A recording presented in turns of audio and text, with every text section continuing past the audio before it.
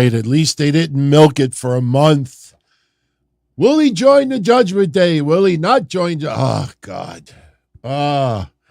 So stupid.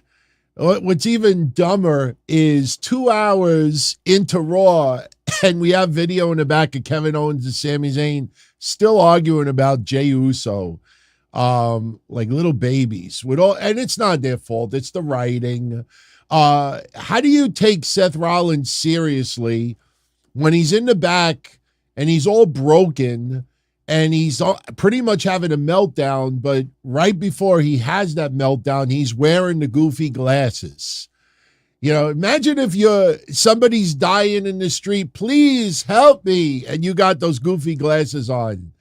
Yeah, it's not easy to take the guy seriously, but overall, not a bad episode of Raw tonight.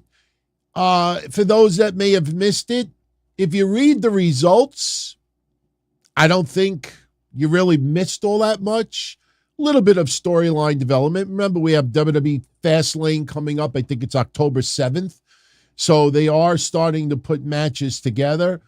I think the one that is going to pleasantly surprise a lot of people out there is a match that we talked about last week. And, I mean, I don't know why people are all of a sudden with toxic shock syndrome because Chad Gable lost the match. You know, this is not the Zelina Vega with Rhea Ripley moment. This is not the Sami Zayn, Roman Reigns moment. This is not the Mustafa Ali, Gunther moment. You know, no, Gunther is the evil bad guy.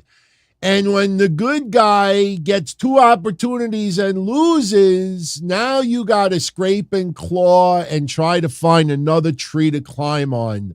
While the evil Gunther does a worked interview with a media site and says, you know, I was laughing at Chad Gable's children. And people actually report it as fucking news. I mean, we are in bizarre land. Ciampa versus Gunther. See, the reason why so many people out there didn't see it coming is because they never saw the match at Stand and Deliver between these two guys. Why would you randomly have Ciampa get involved with Alpha Academy last week? You know, because they want to introduce Ciampa as the next viable opponent for Gunther. And today, especially after Ciampa taking care of Giovanni Vinci, who is now one more step closer of being booted out of Imperium, it's going to be Ciampa versus Gunther. That's the next match. That's the next feud. Sorry, guys. With all due respect, you're not going to get that emotional hot chocolate that you think you're going to get all the time. If you follow a lot of these people in a perfect world, Roman would have lost the belt a long time ago. Rhea would have already lost the belt. Gunther would have already lost the belt. No. Wrestling is supposed to break your heart sometimes. All right, welcome to this Raw Post Show. I am Don Tony. What's today's date? The 18th of September. Couple of quick plugs. And if you check out the synopsis, you get a good idea as far as what we're going to talk about tonight. If you are interested, Tuesday night, 8 o'clock p.m., I am going to bring back the watch party once again. I will be moderating. You will have me and others in the live chat. We'll all watch NXT together. Tomorrow, pretty good lineup. Dominic Mysterio versus Carmelo Hayes. No titles on the line, just bragging rights. Tyler Bate and Butch. Yes, that Butch. Going at it, the Global Heritage Invitational. Joe Coffey and listen, Joe Coffey, silent, person in this tournament. Some people think he actually may end up winning it all, taking on Duke Hudson. Roxanne Perez versus, my God, what Lola Vice has done so far. If you don't watch NXT on a regular basis, you're missing something special, because someone who never had an ounce of pro wrestling before she signed with WWE. You think her real name is Valerie Lorena? She is fucking nailing it. And she has a nice little challenge tomorrow. And Becky Lynch will be appearing. And speaking of Becky Lynch, I know a lot of the whiny heinies last week thought, How could you do that to Tiffany Stratton? You're burying her. How could you do that? That's bullshit, blah, blah, blah, blah. How do you put the belt on Becky Lynch? My friends, here is highlights of Becky Lynch and Tiffany Stratton at WWE house shows over the weekend. And yes, trying to be a little bit cocky, showing each other up. But Tiffany Stratton is learning from one of the number one talents in women's wrestling today. This is an opportunity for Tiffany Stratton that she is bottling it.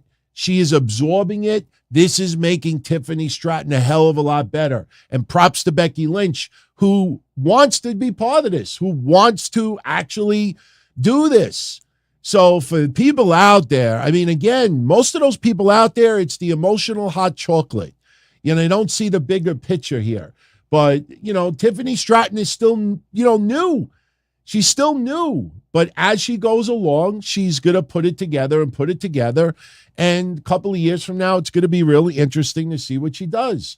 But, you look at these highlights, she looks like she belongs. She looks like she's getting more confident. And I think that's a pretty cool thing to see. So you could go online and you could see the match. We had to chop it up, obviously for streaming purposes. We don't want to get in trouble. All right.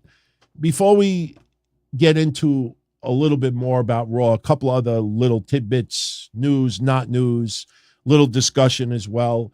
I want to remind everyone, last Monday's show.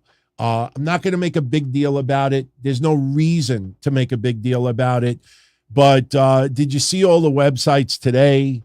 Matt Riddle was expected to be back at Raw tonight, but unless something changes, it doesn't look like he'll be on the show. What this means is anybody's guess. He could have opted to no-show. WWE could have sent him home. This is PW Inside. This is one of the top wrestling news outlets out there. How much fucking clearer did I have to say it last week? I spoke directly to the M&Ms that I call them, Misha and Matt Riddle. He is out 2 to 6 weeks with an inner ear infection. Last night on a sit-down, I said, I don't even think Matt Riddle is needed for this Monday's Raw because the whole thing was going to be about Drew McIntyre doing a little bit more of an asshole towards Jey Uso. Will Jey join Judgment Day or not? And now Matt Riddle comes back. Bro, why didn't you help him? Bro, I know we have problems with him, bro, but, the Judgment Day, that's where this is going. It's not brain surgery. But we knew that Matt Riddle was going to be gone 2 to 6 weeks. That's what we said last week. I stuck with it. And again, people making controversy, that's not needed. There's no controversy here. The guy has bronchial issues and a double ear infection. And WWE told him, get better, then you come back. 2 to 6 weeks. I don't know how much clearer to say that, but in fact, no joke, I actually talked to Misha earlier today about it. And honestly, I'm not going to speak for them, but I'll say this. Matt Riddle is fully aware that there's wrestling news sites out there that won't report the accurate news, that just want to keep the controversy. And you know why? It's for the hits and the views. Even your favorites do it, my friends. So there's the little bit of a health update. Also, little news that I definitely want to show you where the origin came from. I think this is a big deal, especially the fact that John Cena did not want to be a part of Saudi Arabia. If he appeared before, it was like 2018. So John Cena will be part of Crown Jewel, which I think is November 4th this year. I think it's November 4th. It's right around that time. It's first week in November. And for everyone out there that's reporting it, I'm going to show you a little video as far as where they got it from. And I'm going to take it one step further because a lot of people are wondering if John Cena will actually have a match. If you saw Friday SmackDown, we're leading to AJ and John Cena, possibly versus Solo Sikoa and Jimmy Uso. I know a lot of you out there would love to see Cena versus Solo. Me, I would love it as well. I don't know if that's going to happen. I mean, John Cena could still work, but John Cena, it feels like he is better suited to be a complement for someone who's going to do more of the workload. But as of right now, and you're hearing it here, John Cena, guest host, the host of WWE Crown Jewel. No guarantee that he will actually have a match, but it appears John Cena will be there. And as of right now, I was told John Cena, the front runner, to be the host of Crown Jewel. This is a small 20-second clip video from a 10-minute hype video that Saudi Arabia put out as far as upcoming events, not just WWE, but soccer, concerts, everything else. I edited all the other shit out. There's 2 parts that you got to pay attention to. Now, the first part, when you see it, I've slowed down the video speed so you could read the bottom text. But when you see the screenshots, you realize that the people that they're showing you on the screen is not necessarily going to be there. Case in point. All right, you see this is WWE. In fact, it's interesting. They showed some women with bearing some skin. But as you see, this is a slowed down clip from the Saudi Arabia video. DC, here's Randy Orton. I don't think Randy Orton's going to be in Saudi Arabia, but hey, never say never. Undertaker, maybe he makes a special appearance. I don't know if the Undertaker is going to be there. But you see the others, and they show, the little kid, and they got to show, the woman happy because it's not always about the men in Saudi Arabia anymore. But I want to show you another one, and I will keep the speed normal, and I'll even have the audio. Why not? And it shows Roman Reigns and John Cena. If you look at the text, it kind of backs up what I was told about John Cena possibly being the host, because if you look at the wording, it doesn't necessarily say that John Cena is going to wrestle. For those on audio only, I'll basically interpret what's being said right now. It's only a few seconds long. If you look at this, it's coming up right after the tennis. Right after the tennis. No worries. Here it comes. 3, 2, 1, go. سيكون هذا العام مختلفا مع أبطال WWE. This year will be different with WWE champions, and the season will host the biggest wrestling festival in the world, Crown Jewel, with the participation of John Cena. There you go. So that's where this is coming from for everybody that's reporting it. It's obviously we will wait and see if John Cena actually has a match, or if he's going to be the host of Crown Jewel. But, interesting, because John Cena did not want to be a part of the Saudi Arabia stuff for many years. Then again, John Cena hasn't been around WWE that much in the last bunch of years. I mean, he's made periodic appearances, but the timing never really was in sync with Saudi Arabia. So there you go. Also, I don't want to spur up controversy. I don't want to stir it up, but I got to ask the question. You know how we are over here. We tell it like it is. All right. The PWI Top 500 came out, and I used the term in the synopsis, male wrestlers. I already got 2 nasty DMs saying, DT, it's not just men. There's women involved as well. Now, I have no problem women, doing stuff that men does and vice versa and all that. I'm cool with it. Absolutely cool with it. But I got to share something with you. And, we're not going to do a deep dive about it, but I got to ask the question, because maybe some of you could fill me in on it and make me believe that it is justified. And I will show you what I'm talking about in a minute. But first, Seth Rollins on the 14th of September went on Twitter and posted this picture. And all it is a picture of the Shield's fists when they used to do that pose and they put all their fists together. It's just the fists. We don't need a wrestling news site. The identity of the hands in this picture. Seth Rollins just posted that. Very innocent. People were wondering why Seth Rollins posted that. Well, what we found out is that Seth Rollins was notified on the 14th of September that he has once again regained the number one position in the PWI top 500. I think Seth Rollins was number one in 2019.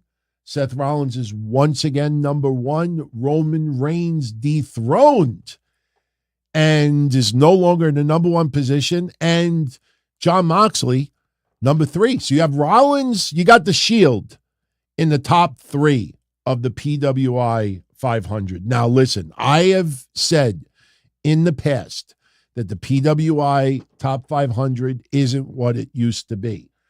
Very interesting that AEW doesn't have anywhere near the footprint that it had last year.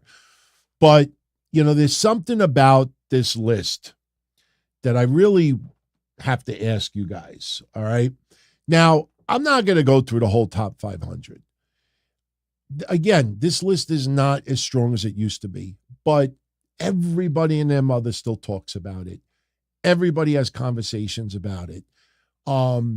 Before we get into some of the spots, it is embarrassing.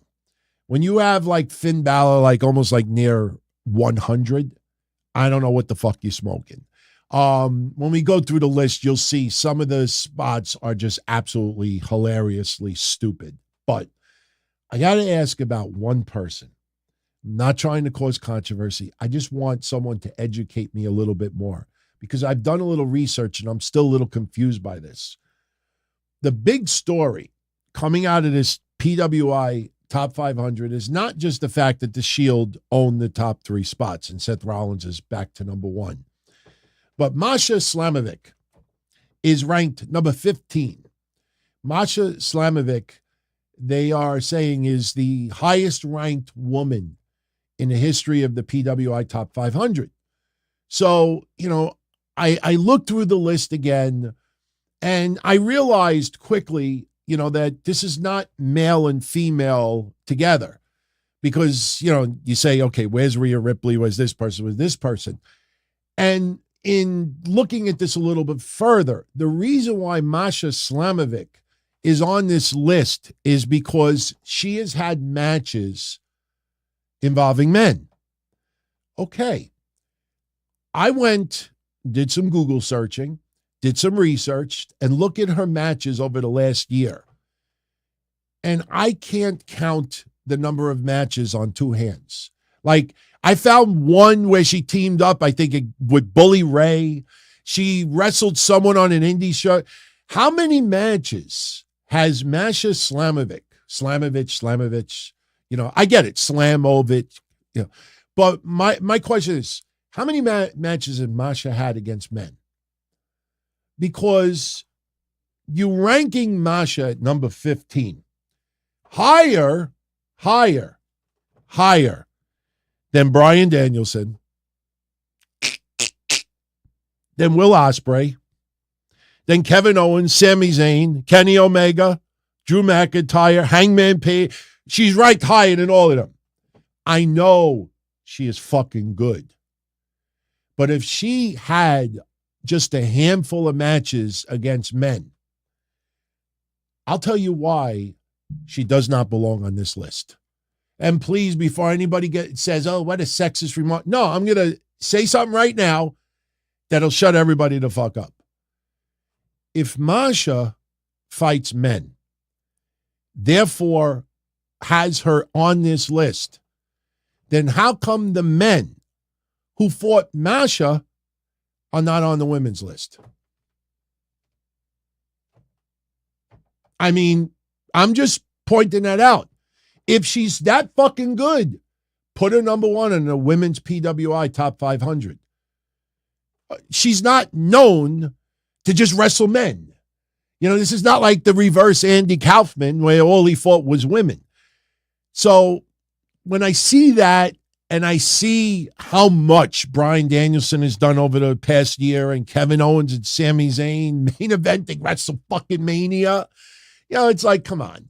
It's really hard to take this list that seriously. But if she repeatedly fought certain men, why aren't that men on the women's list? Why? Well, I'm just asking the question. So anyway, like I said, we're not going to go through the whole list, but I'll give you the top list, and then we'll just randomly show you some numbers as far as how ridiculously bad this list gets. The early part of it is not that bad. There's some names that are a little bit of a joke, with all due respect. Seth Rollins, number 1. Roman Reigns, number 2. Jon Moxley, number 3. Gunther, number 4. El Hijo del Viqueño, number 5. I know he's unfucking believable, but there's a reason why Rey Mysterio Jr. in 1995, when the Americas finally got a chance to see him full-blown, first in ECW and then WCW, and by the way, this week in history is the anniversary of Rey's debut in ECW, just because he's a sensational star, the masses still do not follow him. And when you look at the guidelines, sorry, there's a lot of those guidelines that he doesn't fit. So they have him number 5. MJF number 6, Okada number 7, Orange Cassidy number 8. So you could have a championship, put him on TV every week, more than anybody else, has great matches. You're telling me that Orange Cassidy is better than Bryan Danielson in the last 12 months? The fuck out of here. Josh Alexander, number 9. Cody Rhodes, number 10. Sonata, number 11. Claudio Castagnoli, number 12. Carmelo Hayes, number 13. As much as I am a huge fan of Carmelo Hayes, anybody that tunes into my Wednesday shows for 2 years, I've been singing the praise of Carmelo Hayes. There is no fucking way, even though he is NXT heavyweight champion, is Carmelo Hayes that high on that list? That is a goddamn joke. Samoa Joe, 14. Masa Samovich, number 15. Bryan Danielson, number 16. Will Ospreay, 17. Alexander Hammerstone, 18. Bobby Lashley, 19. Does it feel like Bobby Lashley has had an underwhelming past 12 months? How is Bobby Lashley that high on the list? And listen, some of these are people that I'm big fans of. I'll even say it. Number 20, Trey Miguel. 21, Kevin Owens. 22, Sami Zayn. 23, Jake Lee. 24, Chris Jericho. 25, Kenny Omega. 26, Drew McIntyre. 27, Hiromu Takahashi. 28, Hangman Page. Hangman Page has done gots in the last 12 months. Honestly, come on. I mean, maybe late last year, him and Bryan Danielson, all right, maybe. But wait, when we start getting into more people, you realize maybe he's still a little too high on this list. 29, Kaito Kiyomiya, which I know about 99% of you out there have never heard of before.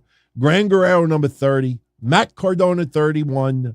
Jay White, 32. Sean Skywalker, 33. Alex Kane, 34.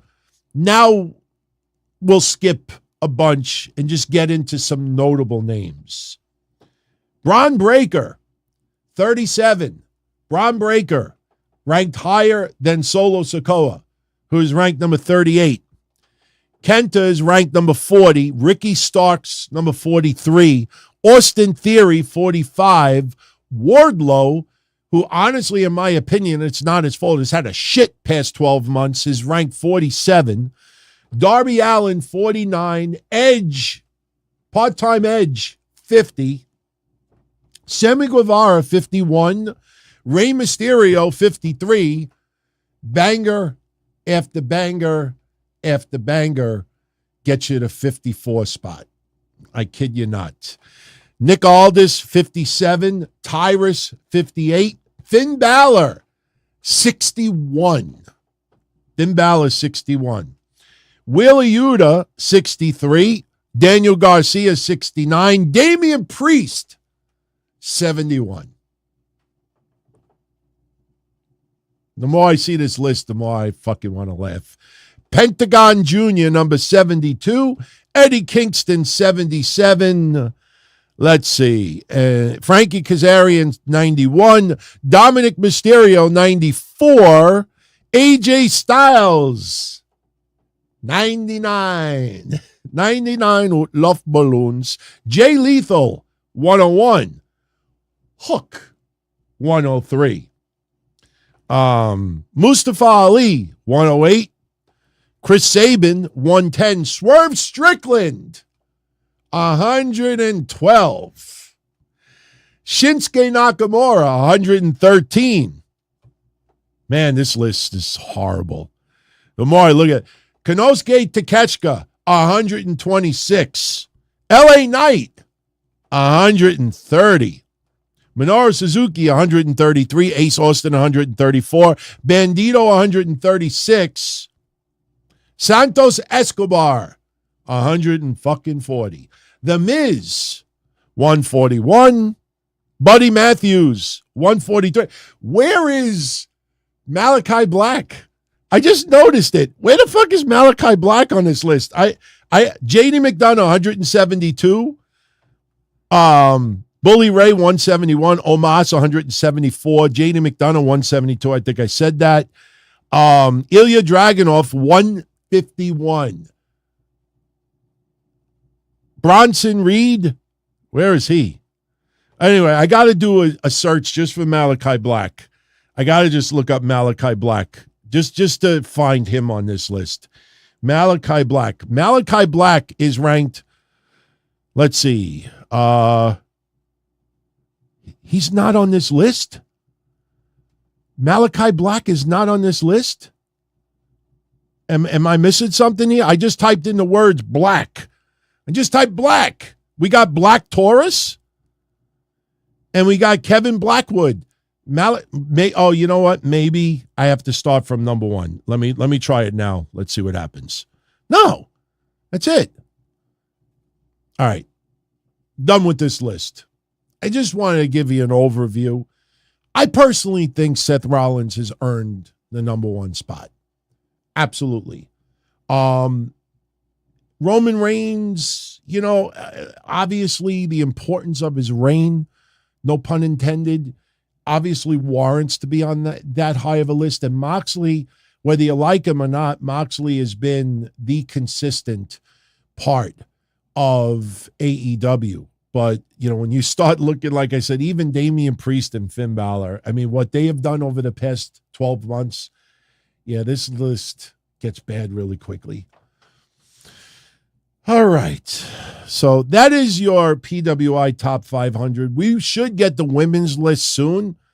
And when we do, we'll definitely talk about it. So, by the way, I didn't even see CM Punk on this list. I mean, he really has not had that many matches, so I wouldn't have him really much on there either. But for those that are interested, CM Punk, actually was spotted this weekend. And he kind of broke his silence a little bit. Some shots on the backstage fight. Some play on words. This is a screenshot of CM Punk this weekend. He did commentary with John Morgan for Cage Fury fighting, MMA. And when John Morgan announced him, he said, "Look who I ran into backstage." Get it? Backstage. And then he says that CM Punk was back on commentary with cause. If you think about what Tony Khan said as far as the firing. Then CM Punk gave us an interesting comment. He said that he's back. He's got some time on his hands for the next 2 months. So what is happening in about 2 months? Survivor Series, which happens to be in Chicago. I got to be honest with you. If you saw the thumbnail for this show, I put a little play on the Collision show, Collision course. I truly believe CM Punk will be back in the WWE. The fact that it's owned by TKO now, the fact that the personal animosity, doesn't weigh in as much because this is now TKO Group Holdings. And yes, Vince is the chair and all this, but still, this is not, even your brothers, your cousins' WWE. I brought this up last week. CM Punk has always been an asshole.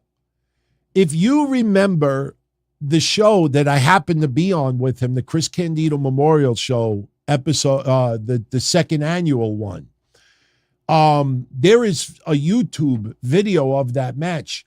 I own some of the rights of that match because I went partners with Frank Goodman that night for that show, money-wise.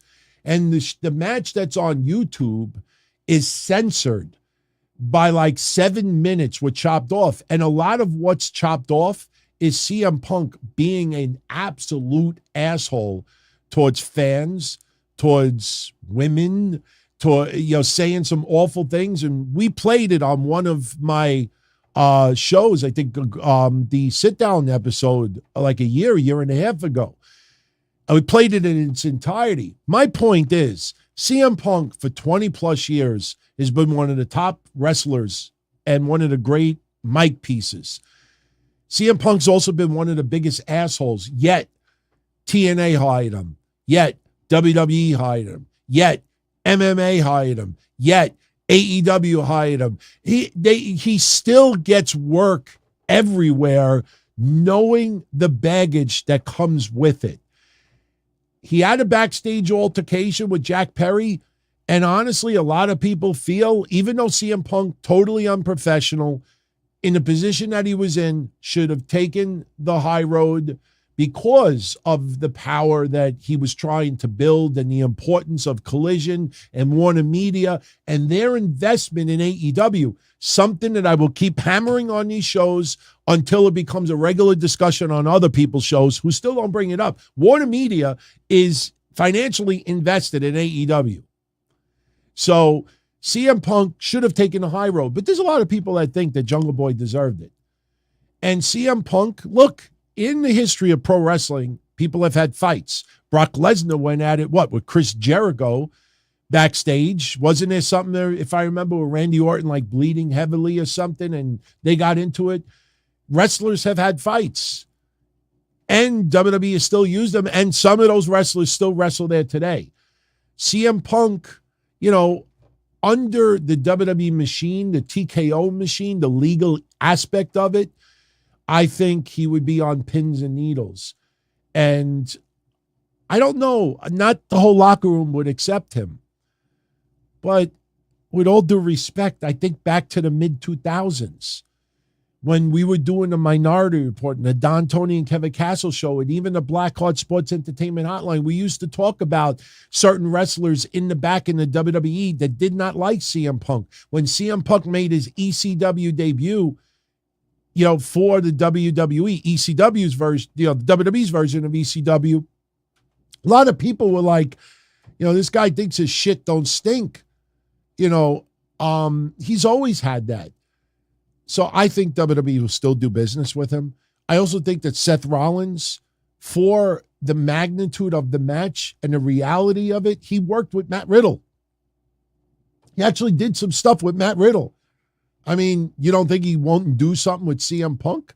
And I personally think CM Punk might be on his best behavior in the WWE, not to give a fuck you to Tony Khan, but to give a fuck you to the EVPs.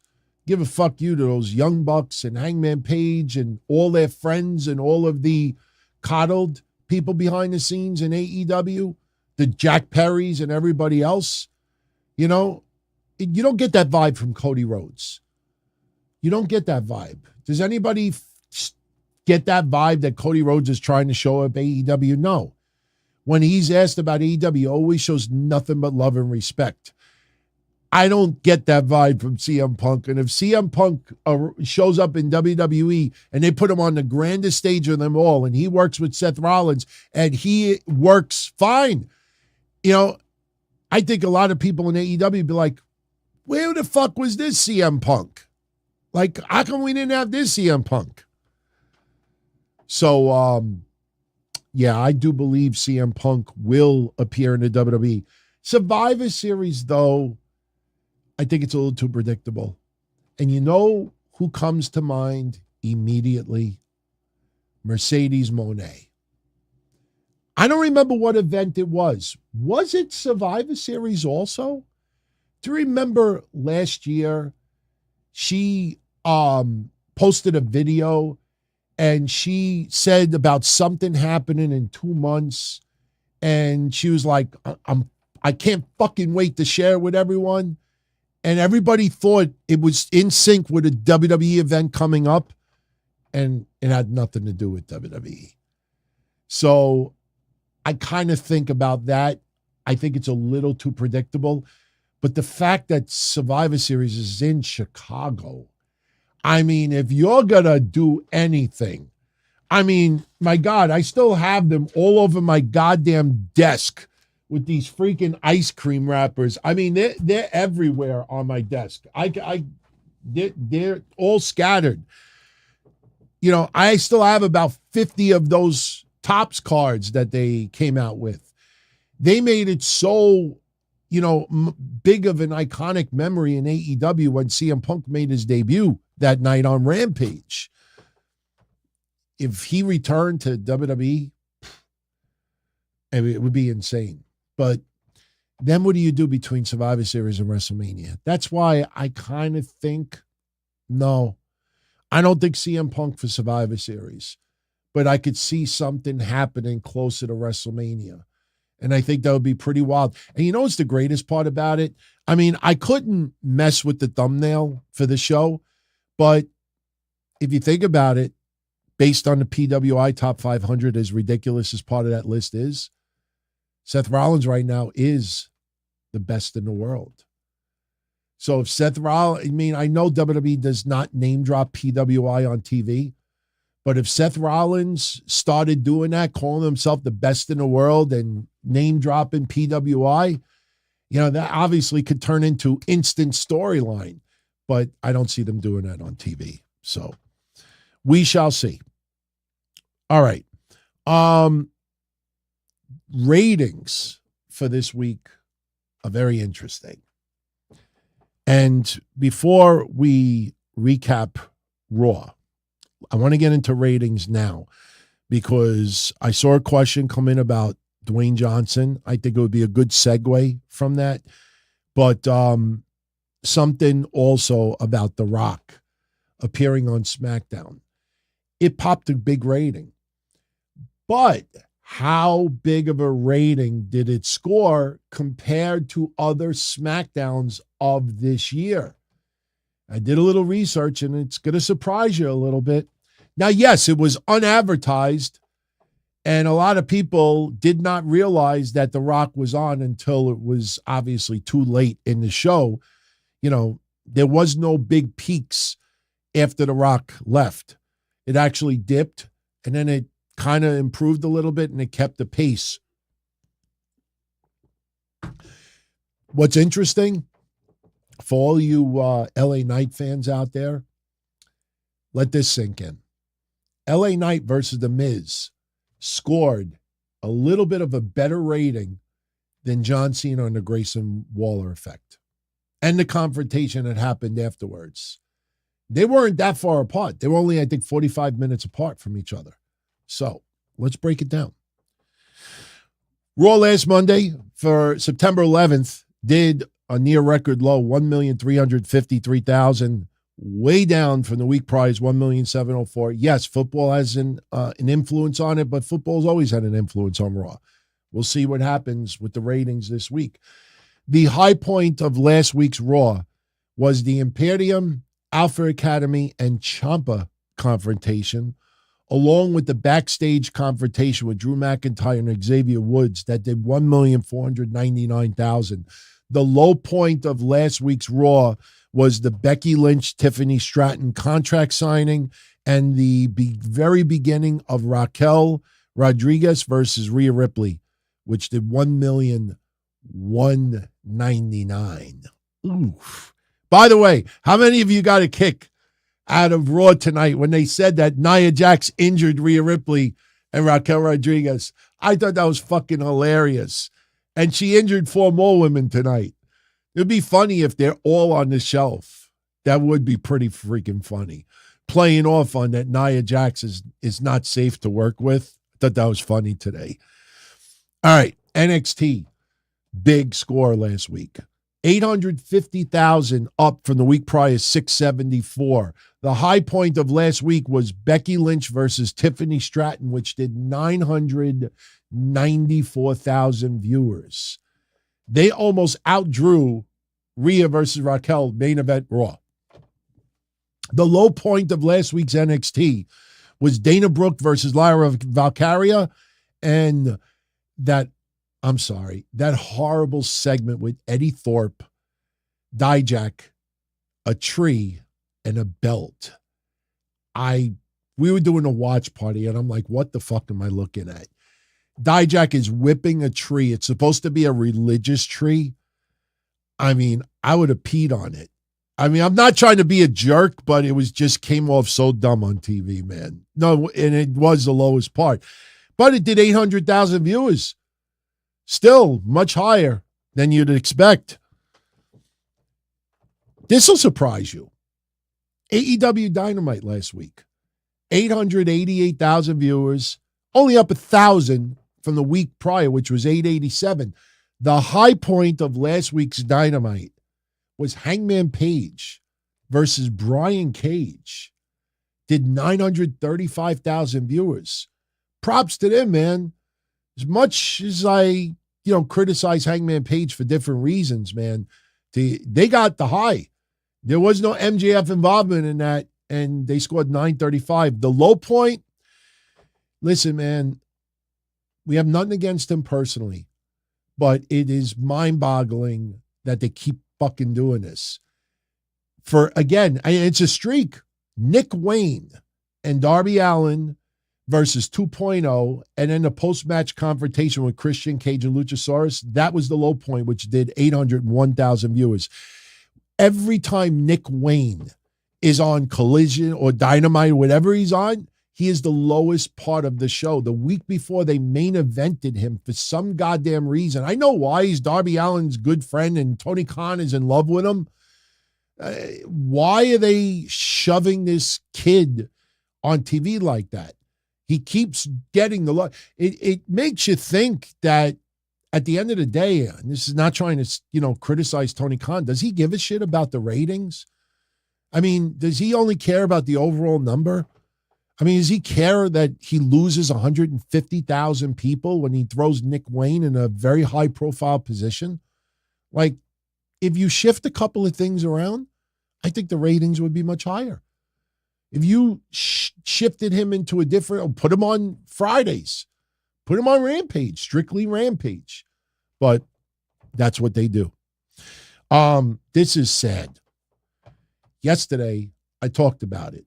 Some of you didn't believe me, and today it was official. I don't lie to you guys when I give you stuff. Impact Wrestling, 1,000th episode, did 107,000 viewers, down from the week prior's 111. And on top of it, I don't talk about demos unless it's newsworthy. The lowest score that you could score is 0.00. That's the lowest you could score. Nobody watches 0.00. Impact Wrestling for 1,000, their demo for 18 to 49 was 0.01. That is embarrassing. I can't explain it. I can't fucking explain it. I thought if there was a boost, what I was hoping is that a whole bunch of 50 and 60-year-olds tune into him. I wanted the 150,000 viewers and find out that a whole bunch of 50 and 60-year-olds tune in. And for people that think that that's kind of like dumb, remember last week when we talked about Becky Lynch on Wednesday Night Dynamite. Becky Lynch and Tiffany Stratton, their main event match on NXT last week, the rating went up 160,000 viewers for their match. The 18 to 49 demo only went up 20,000. So 140,000 people that tuned in for that main event were either under 18 with a Nielsen box, which I don't think is the case, or they were over 49. So it does happen. How the fuck do you push 1,000 like that and you lose viewers? I'm baffled by it. New Japan did 75,000 viewers, up from the week prior, 66,000. Rampage this past Friday, no love for Jade. No love for Jade Cargill. The reports came out 2 days earlier. This was Jade Cargill's final match in AEW. You think fans decided, you know what, I want to see her last match. I heard she put on a good match with Chris Statlander. Let's see what happens. Let's see if they show the hug. Did not draw. Rampage Friday did 335,000 viewers, down from the week prior's 385. The high point from Friday was the Hardys and the Lucha Brothers versus Jeff Jarrett, Jay Lethal, The Butcher and the Blade, which did 364,000 viewers. The low point was Aussie Open versus Lord Crew and Damian Chambers, which did 334. And for those that are curious, Chris Statlander and Jade Cargill did 336,000. They're almost at the bottom. The average, the overall was 335. They did 336. So they did the average, but it didn't boost the number at all. So to wrap up the ratings, we get to SmackDown. SmackDown Friday did 2,569,000. That is way up from the previous week of 2,094,000. Now, remember, 2,569, 2,569. I looked at SmackDowns from this year to see what came close or what scored better. And I found 3 SmackDowns that had almost the identical rating. So if you thought that The Rock, was, again, it was unannounced, so you got to weigh that in, obviously. But if you think that this rating on Friday was listen, 103 million views on YouTube, yeah, that's a big deal. That's a lot of ad money that came in for them. But as far as SmackDown goes, Roman Reigns still outdrew The Rock. It did 2,569,000 on Friday. July 7th, SmackDown did 2,561,000. Almost the same. What was that SmackDown? The Tribal Court, the trial of Roman Reigns. On June 2nd, SmackDown did 2,563,000, almost identical to Friday. What was that SmackDown? Roman Reigns' 1,000-day celebration. And then we have January 27th, 2,544,000. What did that SmackDown have? It was the go-home show for the Royal Rumble, the day before the Royal Rumble, and the main event that night was Kevin Owens versus Solo Sikoa. So just to put it in perspective, Friday's rating in sync with some Roman Reigns heavily themed episodes, but not something that was, it almost makes you, it was an unbelievable surprise. It was a cool, awesome surprise.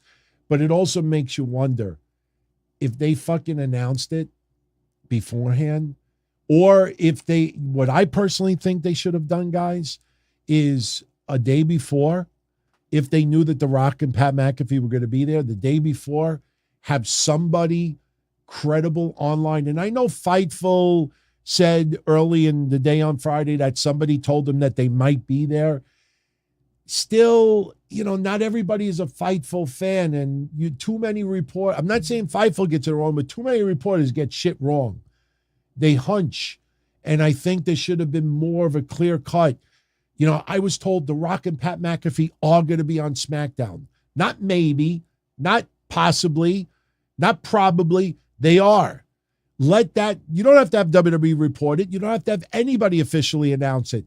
But you spread that across the net. Everybody and their mother. Holy shit, did you hear? They're saying The Rock and Pat McAfee is going to be on. WWE hasn't said anything, but these people are standing. I think they would have went over $3 million. I think they would have easily went over $3 million. So, what was the high point and the low point from SmackDown? Well, the high point from SmackDown was The Rock, Austin Theory, and Pat McAfee. It did 2,805,000 viewers. The low point of SmackDown, sorry guys, we have to mention his name once again. He is heavily involved in the lowest parts of SmackDown, whether people like it or not. Rey Mysterio with the promo exchange with Bobby Lashley, and then the Street Profits versus the LWO and what transpired afterwards. That did 2,422,000. And as I said earlier, just because I did the research and I figured you get a kick out of it for all you LA Knight hardcore fans out there, and I'm a fan also, but I think you'll appreciate this.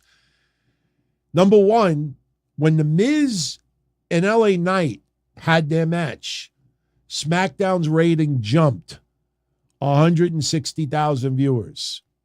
As soon as LA Knight versus The Miz ended, they lost almost all of those 160,000 viewers.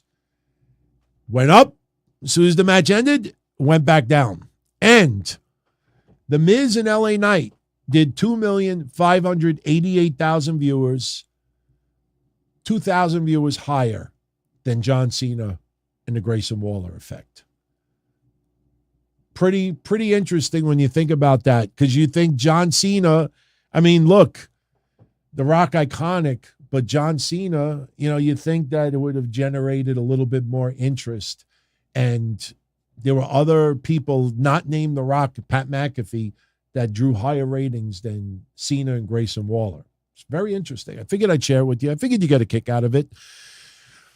I'm trying to avoid talking about something sad, but I definitely have to mention it.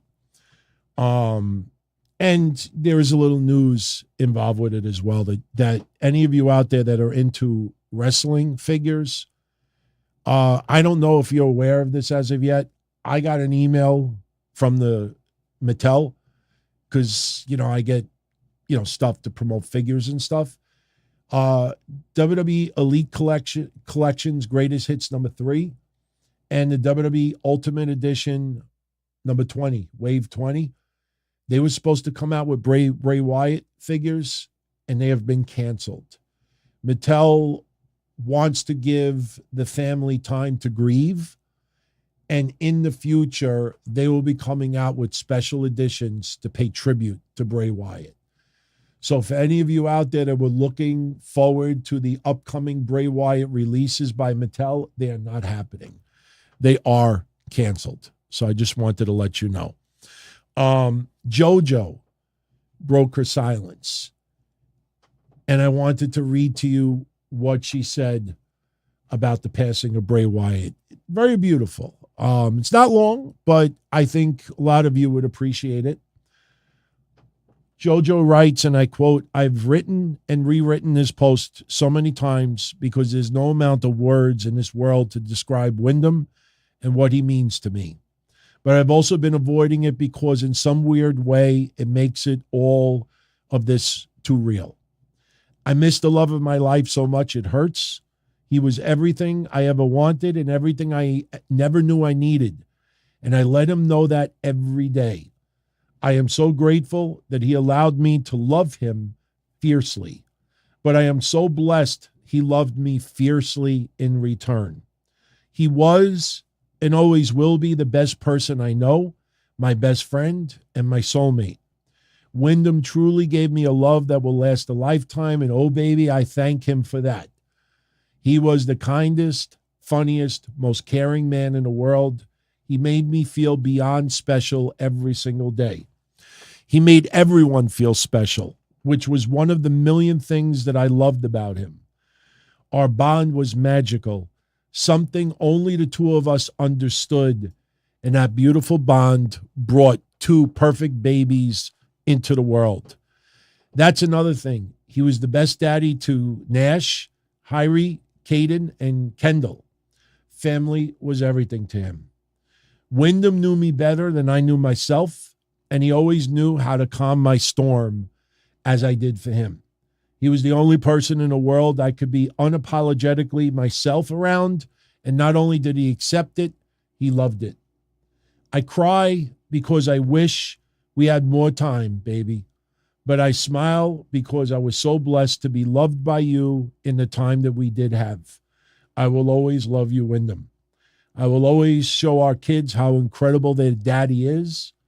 I will always make sure they know how much you love them. And I will always make you proud, just like you make me proud. You made me proud. I love you forever, baby, until we meet again. So I just wanted to share that with everyone. Pretty sad, man. Pretty sad. You know, if I could brighten the mood a little bit, she talked about bringing 2 special kids in the world. Someone else also brought 2 special kids in the world last week. If any of you that remember Kelly, Barbie Blank, her and her husband gave birth to twins. That is one picture that came out. Yes, they all have to go to People magazine, but hey, they're celebrities. They've earned it. Brooklyn Marie Koba, 6 pounds, 11 ounces, and Jackson Matthew Koba, 6 pounds, 5 ounces. So, congrats. Figured I'd mention it. I heard Alexa Bliss, they have revealed the name of their child. I don't think she's given birth yet, right? Hendrix Rouge. And Hendrix is spelled just like Jimi Hendrix, and Rouge is spelled just like the color, Rouge. And if you want to get morbid a little bit, this week in history, this is going to be covered. Yeah. Don't even ask. I originally was going to share the audio. This week in wrestling history. Kane, Gene Snitsky, Lita, it wasn't my fault. This week in history. You know what? Before we focus on Raw, I'll give you a little preview of this week in history. I think you'll get a kick out of it. There you could see Pile Driver, the album came out. The Mega Powers formed. A very infamous match with Ravishing Rick Rude and Ric Flair, the Nature Boy Ric Flair. We got this really stupid, dumb, asinine segment with Mr. Wonderful Paul Orndorff. If you have no idea what that screenshot is about, you have to tune in and hear the audio. The infamous match with Bill Alfonso and Beulah McGillicuddy. And what about Steve Austin? Steve Austin making his ECW debut. I'm sure a lot of you have heard this 8 trillion times over, but why not share it one more time?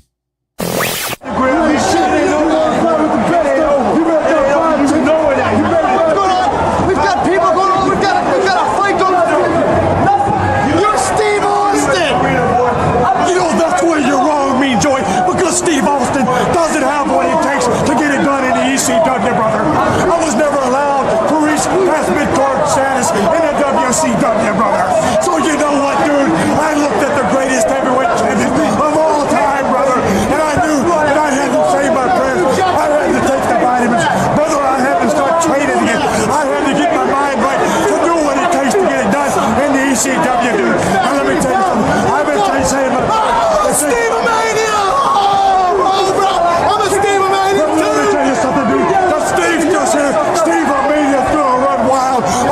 CW, brother. Steve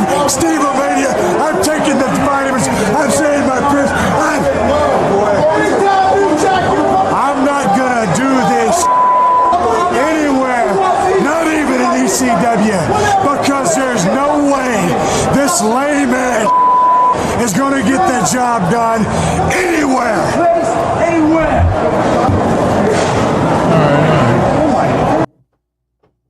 I have the uncensored somewhere. I don't know. You know what was interesting? I'm not going to play it now, but when we were talking over the weekend that we didn't want UFC to do an invasion of WWE, and I brought up the night that ECW showed up at Mind Games, 1996. You know, it just so happens that this week in history is the anniversary of that, and that clip is actually on this week's episode. Here's two more previews. As I said earlier, Rey Mysterio Jr. and Psicosis made their ECW debuts. Cactus Jack, remember the night, Madison Square Garden, 3 Faces of Foley? Cactus Jack made his debut, defeated Triple H. One of my favorite Raw matches of all time. Steve Austin stuns Vince McMahon for the very first time. Remember that night? I appreciate the fact that WWE cares. Hell, I appreciate the fact that I'm going to kick your ass, whatever he said. Bobby Lashley made his WWE debut this week. I think he beat Simon Dean. Lita Kane, yeah, we will not say what that was all about. Hacksaw Jim Duggan turning heel. Goldberg making his WCW debut. This week in history is the anniversary of the match with Seth Rollins and Sting. And it is 7 years ago, officially now, August 19th. September 19th. 7 years ago today, Chris Jericho debuted The List of Jericho. And you know what? I have some other audio clips here, but I'm going to share one now before we talk about Raw. For me, it was always a pipe bomb that Jim Ross did. Good old JR, a pipe bomb that he cut in WWE. And this was 1996. So at that time, if you remember, this was right at the early Attitude. I don't even know if Attitude technically started yet. But for those that are curious, how many of you remember?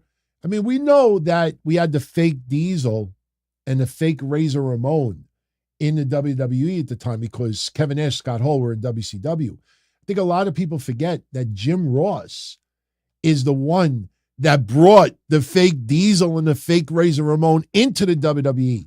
Does anybody remember the promo that JR cut? He turned heel. Jim Ross turned heel. All right, ladies and gentlemen, before I was so rudely interrupted with a commercial break, we're going to conduct this interview right now.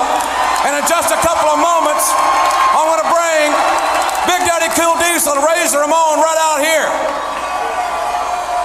But before I do, I'd like to just beg your indulgence for just a minute or so and tell you something that I've got on my mind. There's something I've been waiting to say for a long, long time. And when I'm through telling you, many of you are going to question my loyalty to the World Wrestling Federation. So let's clear that up right now. What's he talking about? I have no idea. I have no loyalty to the World Wrestling Federation. I've only got loyalty to good old JR. Let me tell you why. In 1993, I left a great job in Atlanta, Georgia. And I left the Atlanta Falcons of the National Football League to go to the recognized leader of sports entertainment, the WWF. And I came here to be the primary play-by-play man in the WWF.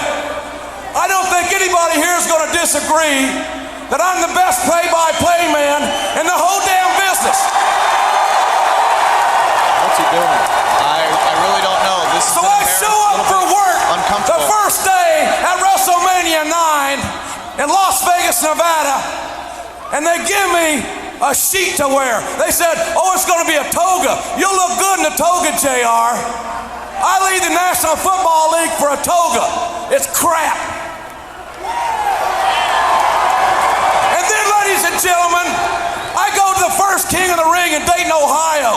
And I guarantee you, you listen to that broadcast. I carried the broadcast from ringside. And then did you ever wonder where old JR went to? Why isn't JR doing play-by-play anymore? Let me tell you why. Because the egotistical owner of the World Wrestling Federation, and you know what I'm talking about. I'm talking about Vince McMahon couldn't stand the competition. Surprised they're doing this. This is rather unfortunate. So JR disappeared. And then on Super Bowl Sunday in 1994, I woke up with an affliction called Bell's palsy.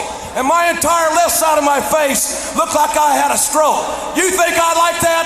You think I like that my left eye doesn't open all the way because I got sick? Let me tell you how warm-hearted Mr. McMahon is. Mr. McMahon called me into his office on February the 11th, 1994, and he fired my ass.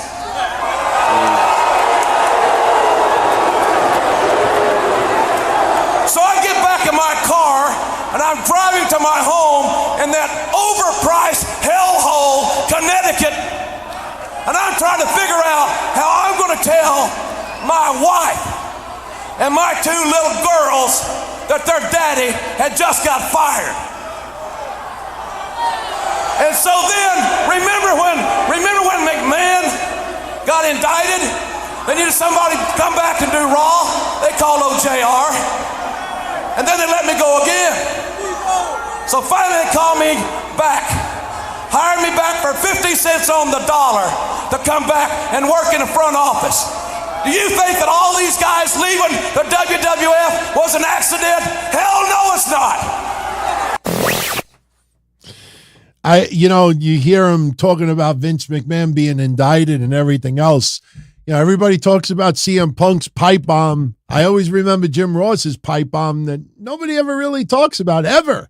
1996. And you know what? I'm going to share with you one more. It's only a minute and a half long. Something as to why I always love doing audio. I love doing video too, but what I love about audio is if you can't see what's going on, you have to, if you've never seen it before, you have to envision what is going on.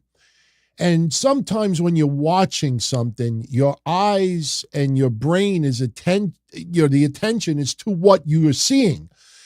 And it takes a little bit of the distraction off of what you're hearing. When you have audio only, all of your focus has to be with your ears. So when you hear things, you're forced to pay attention that much more. And believe me when I tell you, I know not everybody out there likes this guy. And, outside of wrestling, I understand why people have said it. But for me, going back in the day, when you talk about the greatest debuts in WWE history, and believe me, if you look at that list that WWE put out last year, some wrestlers who made their debuts were already in the company under different gimmicks. To me, this is one of the best debuts that WWE has ever had.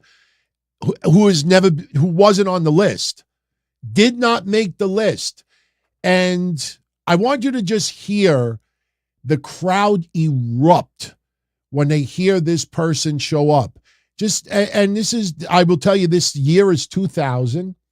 And the match that you're hearing a little clip of is Taz versus Jerry the King Lawler.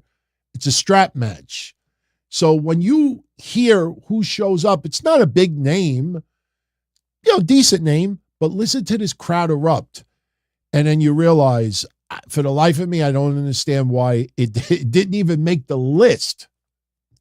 Just check this out. And then we'll move to Raw. Hold on. Gotta set this up. Oh, here we go. Okay, good. I got it. Here we go.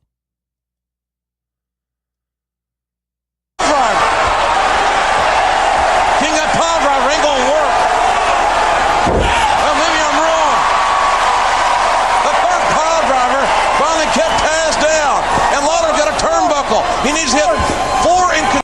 By the way, just listen how energetic this crowd is. I miss this shit. I mean, Friday was fun with The Rock for that 2 minutes, but when you're watching an event and you hear this energy all throughout the night, it's something totally different. consecutive order without interruption. That's the second one. And Lawler going for 3. Lawler's got to touch the one more turnbuckle and it's over. And Taz now trying to put the brakes on for Lawler. And now Lawler. What's going to try to do here? Lawler got Taz. Up on his back, took and Taz. And Taz trying to kick out of it. Inadvertently kicked the referee. Lawler's got 3 turnbuckles touched. He's trying to get to the 4th one. What's going to happen now? And Lawler near that corner. And wait a minute. For God's sakes. That's Raven. What is Raven doing here? The referee is down. And Raven with a DDT. Raven with a DDT on the King. Damn it. Where the hell did he come from? Hey, Raven. Raven just ran. Hey, Raven. The transmission on Lawler after the DDT. Raven came from nowhere. And the referee's got no choice but to stop this matchup. Here is your winner, Taz. So thanks to All right, that's enough. You know what? I am going to share one more, and this is only a minute. And the reason why I'm going to share it is because I know a lot of you never saw Mind Games from 1996. When you think about what we talked about a couple of days ago with UFC, if they ever attempted to do an invasion dumb stunt with WWE, think back. ECW had their first pay-per-view in 1997. ECW made a little agreement with Vince that they would be able to appear on WWE TV to promote Barely Legal. So ECW showed up at the Hammerstein Ballroom in, I think, February or March of 1997, and that's technically the ECW invasion.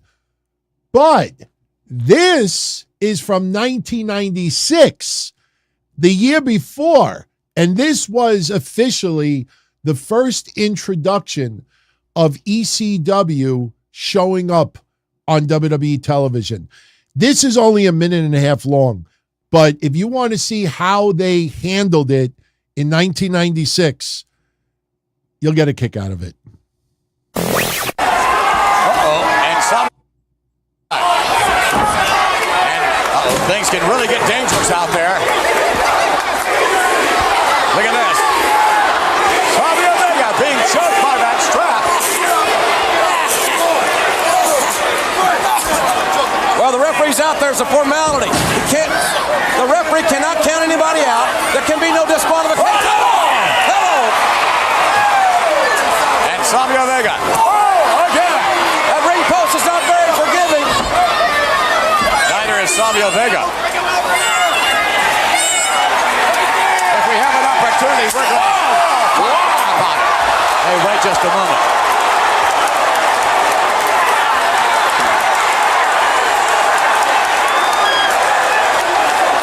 There's a local wrestling group here in Philadelphia, and obviously trying to make a name for themselves here.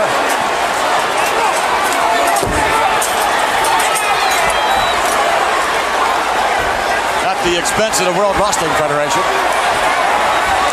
And we will not shoot this ugly incident that is occurring. Man is a gentleman, and he's honest, and he's trustworthy as the day is long. Well, he pulled one over on Jim Cornette, that's for sure. Let me tell you something right now. You better watch what you say. I'll sue you for defamation, slander, you name it. I'll get you. You better watch what you say to me. Go ahead, what I'm saying to you. Sue their pants off. Well, the fact is, No, don't do that. The document that Mr. Mason had Cornette sign was indeed the contract. Now, Mason is the manager of Owen and the Bulldog. And here goes Owen. Oh my, Zip rolls him up 2 again. This is a non-title match here. Owen and the Bulldog with a big win. This is good. Look at this. The little local Philadelphia wrestling outfit. They're here. That's really good. They wrestle in a bingo hall. A little local outfit trying to get their 15 minutes of fame. Yeah.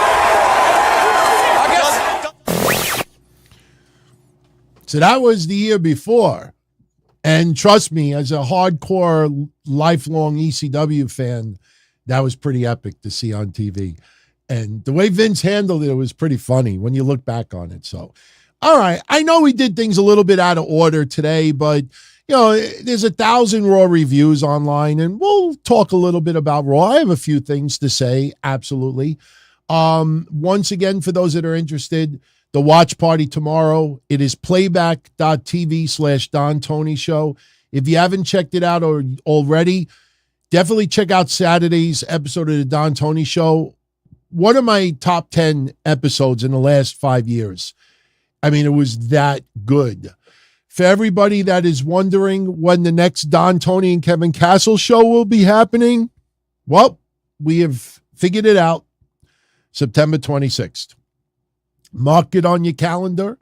It'll be live on Patreon Tuesday the 26th at 10 p.m. and it'll be online for everybody on Wednesday morning. So you don't have to sign up on Patreon. It's not a money grab, just letting everybody know. So there's a couple of your quick plugs. Now, couple of things that we got to discuss as far as Raw tonight. First thing first is that, and if you heard my show yesterday, we knew Becky Lynch was bringing the NXT title to Raw. It was common sense. We found out today that Becky Lynch was going to defend the women's championship, the NXT women's championship, tonight on Raw. Now, early reports that were coming in that she was going to fight Tegan Nox. All right. And I know a lot of people reported early that she was going to take on Tegan Nox for the championship. What happened was, I don't know if this was a Vince move, but you always hear the negative Vince moves. It's either a Vince decision or a Triple H decision. Tegan Nox was originally supposed to be the opponent for Becky Lynch tonight. Natalya was supposed to be the opponent for Xia Li for main event. They decided to switch it. Instead of Natty taking on Xia Li for main event, they gave Tegan Nox that match. So Tegan Nox versus Xia Li will be on main event this week. Natalya got the title shot against Becky Lynch. Look, when Becky Lynch cut her promo tonight and said, I want to take this NXT Women's Championship to new heights. I want to feature the women, the stars of tomorrow, to give an opportunity, this and that. And then Natty comes out. It's like, you're like, oh, come on, man. But it made sense because what Becky Lynch said afterwards was, I know there's a whole roster of women in the back that have been waiting for an opportunity. And she issued the open challenge. NXT women don't normally attend Raw.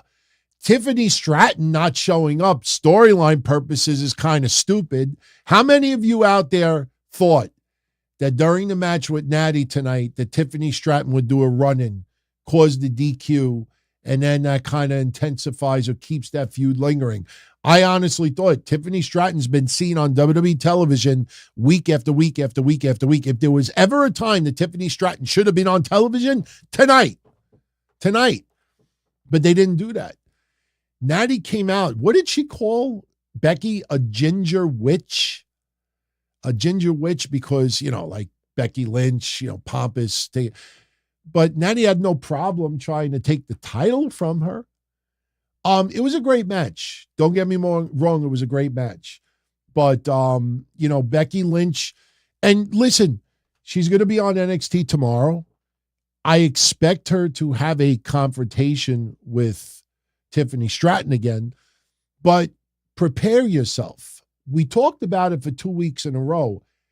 I'm not saying it's going to happen tomorrow, but it's going to happen in the next, I would say, 2 to 3 weeks at the most. NXT No Mercy, I doubt it. But if they wanted to do it for name value, they could. Piper Niven and Chelsea Green are going to show up at NXT. It is already being prepared. The question is, what week And against who? Because if you really pay attention to NXT, and don't give me Dana Brooke and Kalani Jordan, it's that, like, tag teams, you might have Lola Vice and Elektra Lopez. That might be the closest. You know, we have other tag teams, don't get me wrong, but as far as who would actually face Piper Niven and Chelsea Green, we don't know. But that's going to be happening sooner than you realize. So now we have 2 NXT championships being featured on WWE television, because not only obviously the NXT Women's Championship, but don't forget Dominic Mysterio with the North American Championship. And Dominic Mysterio, I keep saying it, I know it's unpopular to some of you out there, but you got to acknowledge it. The guy is working his ass off. For today's standards, he's working his ass off. He's on Raw. He's on NXT. He's on SmackDown. He's on doing the house shows.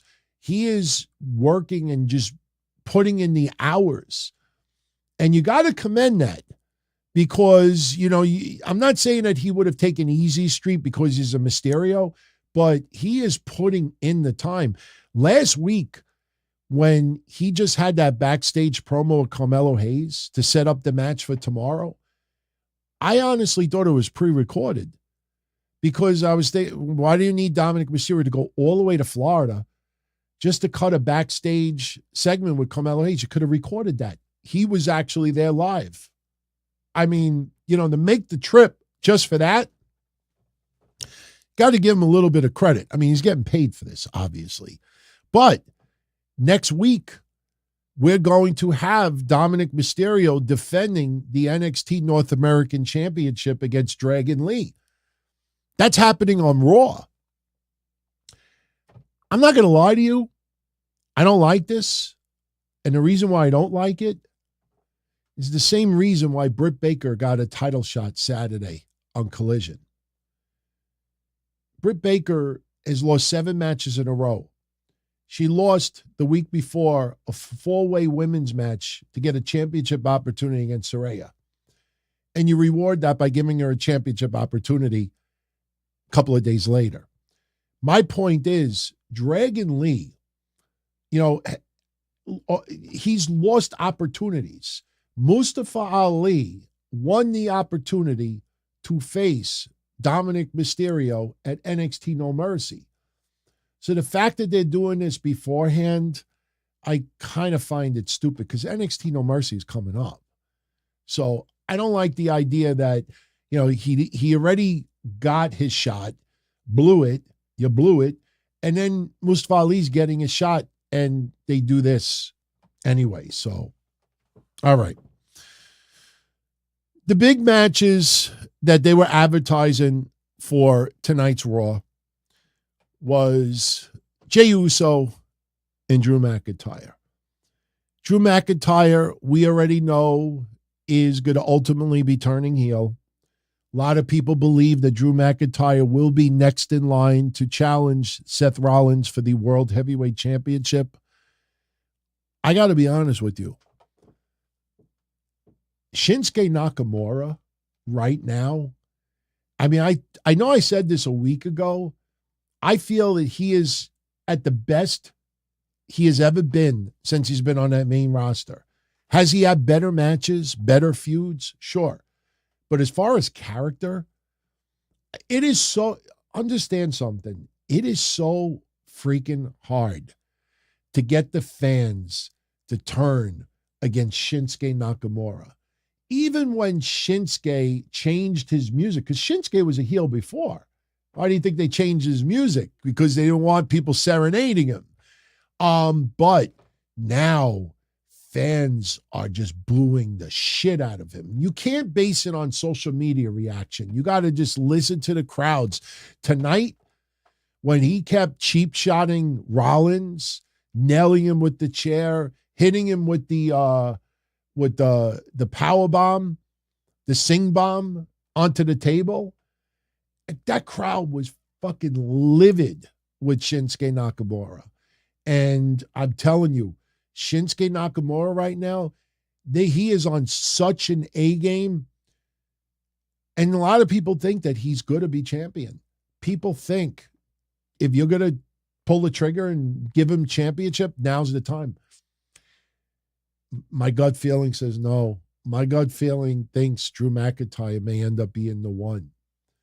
Because Drew McIntyre turning heel, to turn heel and not produce any type of results, you could defeat baby faces. He beat Xavier Woods. He beat Jey Uso tonight. Turning heel and beating baby faces is all good and everything, but there's got to be a bigger picture involved. And I think Drew McIntyre is going to be the one to get that championship. I would be happy if Nakamura gets it. But the storyline advancement with Nakamura and Rollins tonight, I thought was extremely solid.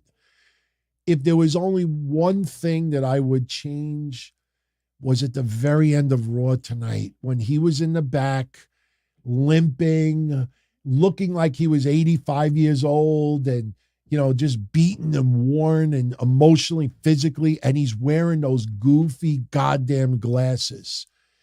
I'm not going to do it because I'm not going to ruin any of my glasses here, but if he would have taken those glasses off and intentionally show everyone that, he snapped and he breaks those glasses and just destroys everything, and this is a different Seth Rollins that Nakamura has brought out, I would have been totally fine with it.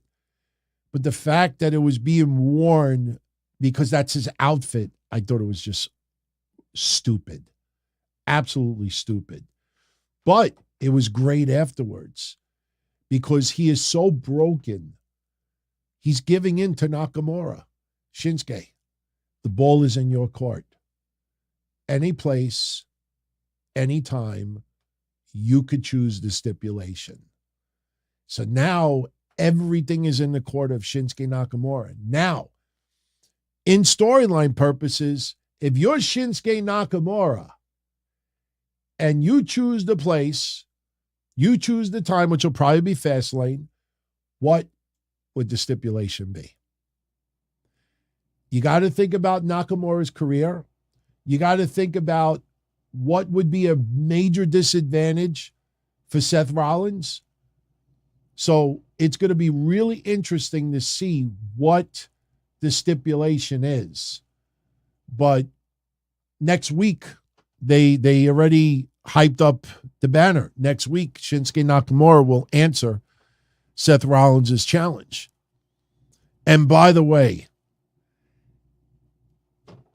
Shinsuke Nakamura, and I know we're going a little bit out of, we're not going from beginning to end to the show. We're just talking about segments. But tonight we had Shinsuke Nakamura taking on Ricochet. That was another one of the advertised matches tonight. And they put on a clinic. Ricochet, it's interesting because I personally think Ricochet would be a great NXT heavyweight champion. Not saying right at this very moment because I think it's Ilya's time to get it. But Ricochet, if they brought him back to NXT, gave him the championship and let him show up on Raw wearing that championship, I think that would help Ricochet so much. Ricochet is not being buried. But the problem with Ricochet is this. Because if you notice, after his match with Logan Paul, which he lost, you get these people online, oh, look what they're doing with Ricochet now. Now Ricochet's back to mid-card. And you hear that over and over again. The problem with Ricochet is almost timing all the time. Just when you think Ricochet has an opportunity to get a title opportunity, someone else ends up in that role. In this case right now, Shinsuke Nakamura. I'm not saying that Seth Rollins versus Ricochet feud would have been good. I don't know. But it seems like every time Ricochet, even more than a year and a half ago, before Gunther became the Intercontinental Champion, you think back to, listen, he had the United States Championship on SmackDown, if I remember correctly. It's not like he hasn't held titles But it always seems like the timing is off. But they put on a banger tonight, and the finish was kind of crappy.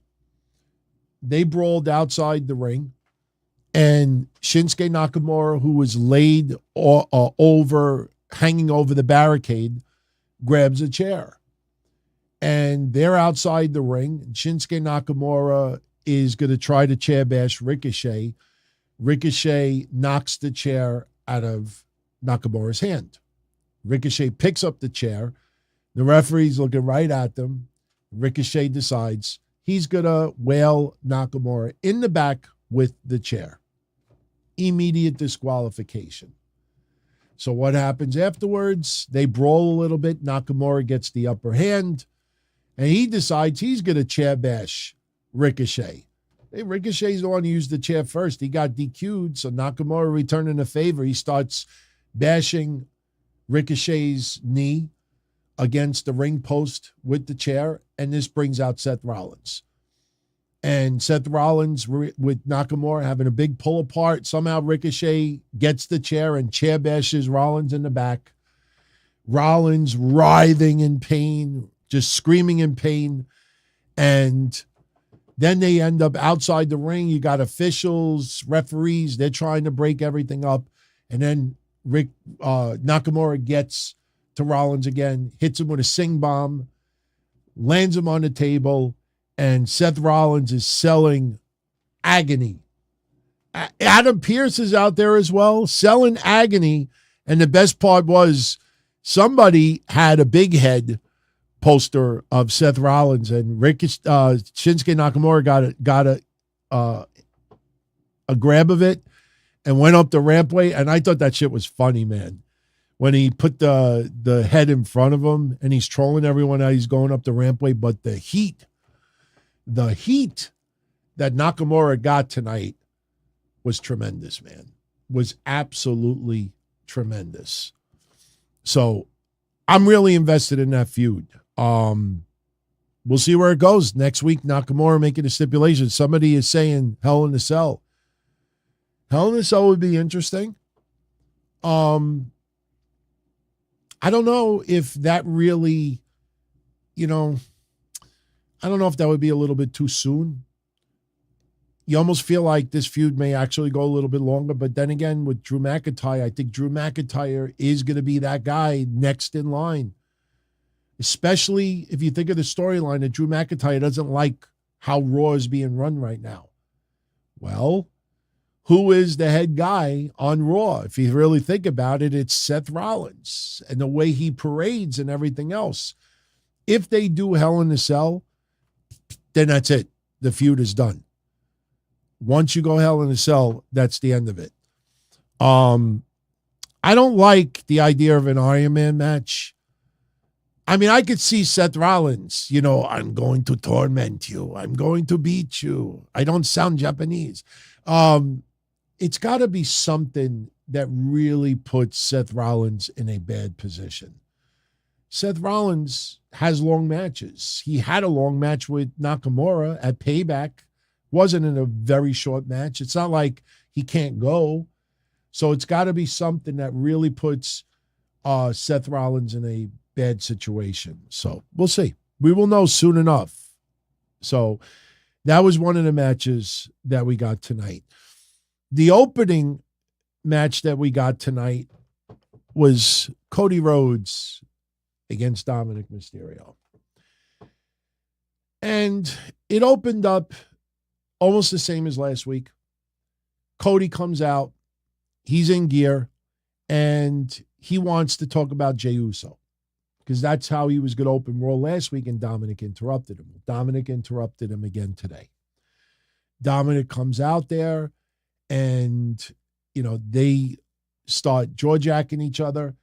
And then something that I was a little confused. I know why they said it, but it's kind of confusing. Cody Rhodes says to Dominic Mysterio that he's starting to get Urkel vibes.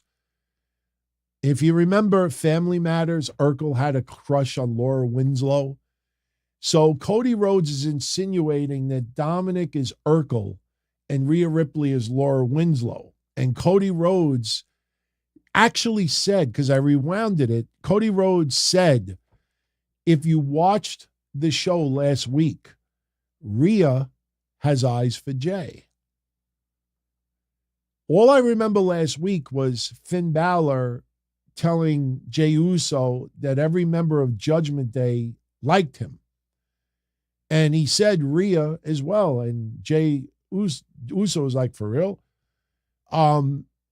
They wanted him in Judgment Day. The way Cody said it tonight, it was almost like Rhea showed like eyes for Jey Uso last week, which didn't happen at all.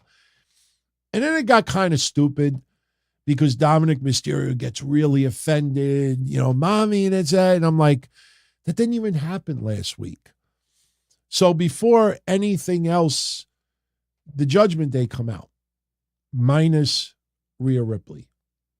And Cody Rhodes takes on Dominic Mysterio, gets the quick victory on Dominic Mysterio. Right after the match, the Judgment Day climb the apron, and they're surrounding Cody Rhodes.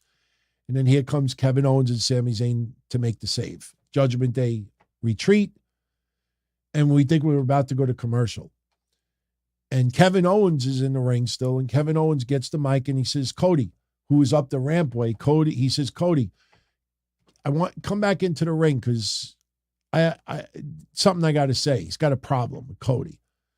Cody's like, all right, whatever. Cody goes back in the ring, and Kevin Owens is confronting Cody Rhodes for being the one to bring Jey Uso to Raw. And Cody, doing Dusty, he brought Jey Uso to Raw because he wants the fans to be happy. And Cody says, you all like Jey Uso, right? And the fans are like, yeah. So they love Jey Uso. In fact, even when Jey Uso took on Drew McIntyre tonight, the crowd was more into Jey Uso than they were Drew. I mean, they were into Drew, until the very end. But Cody, the good guy for giving the fans Jey Uso. And then Cody says, look, Jey Uso deserves a second chance. And Cody said that the bloodline is down a member. What's wrong with that? So in storyline purposes, that makes sense. But then you start feeling that there's a split coming with Sami Zayn and Kevin Owens. And towards the end of Raw tonight, I thought to myself, in a bizarre world of Vince McMahon from 5 years ago, I could see something down the line that Sami Zayn set up Kevin Owens once again, and him and Jey Uso turn heel again and be part of the bloodline. Like, oh shit, we're back all over this again. They screw over Cody Rhodes. Somebody's got to screw over Cody Rhodes big time, don't you think? And that's not just Brock Lesnar picking it up in F5. Doesn't it feel like somebody has to really, really backstab Cody Rhodes between now and WrestleMania? But it feels like the storyline is going to a point where Sami Zayn is going to have to choose Jey Uso or Kevin Owens. I hope they don't do that. But I kind of feel that's where they're going with this. Because Sami Zayn is trying to convince Kevin Owens tonight that Jey Uso should get a second chance. And Kevin Owens starts reading the riot act. Okay, so you want me to pretend that Jey Uso cost you a championship match to Cody at WrestleMania. Okay, you want me to pretend that Jey Uso didn't do this here and didn't do this to me. And Kevin Owens isn't biting. Kevin Owens says he trusts Sami Zayn and Cody Rhodes, but he's not trusting Jey Uso. And like I said earlier, it got stupid later on because what I just brought up happened around 8:20 p.m. tonight. After 10, they show a segment in the back where Kevin Owens and Sami Zayn are still arguing about Jey Uso almost 2 hours later. It just, storyline purposes, it looks like children.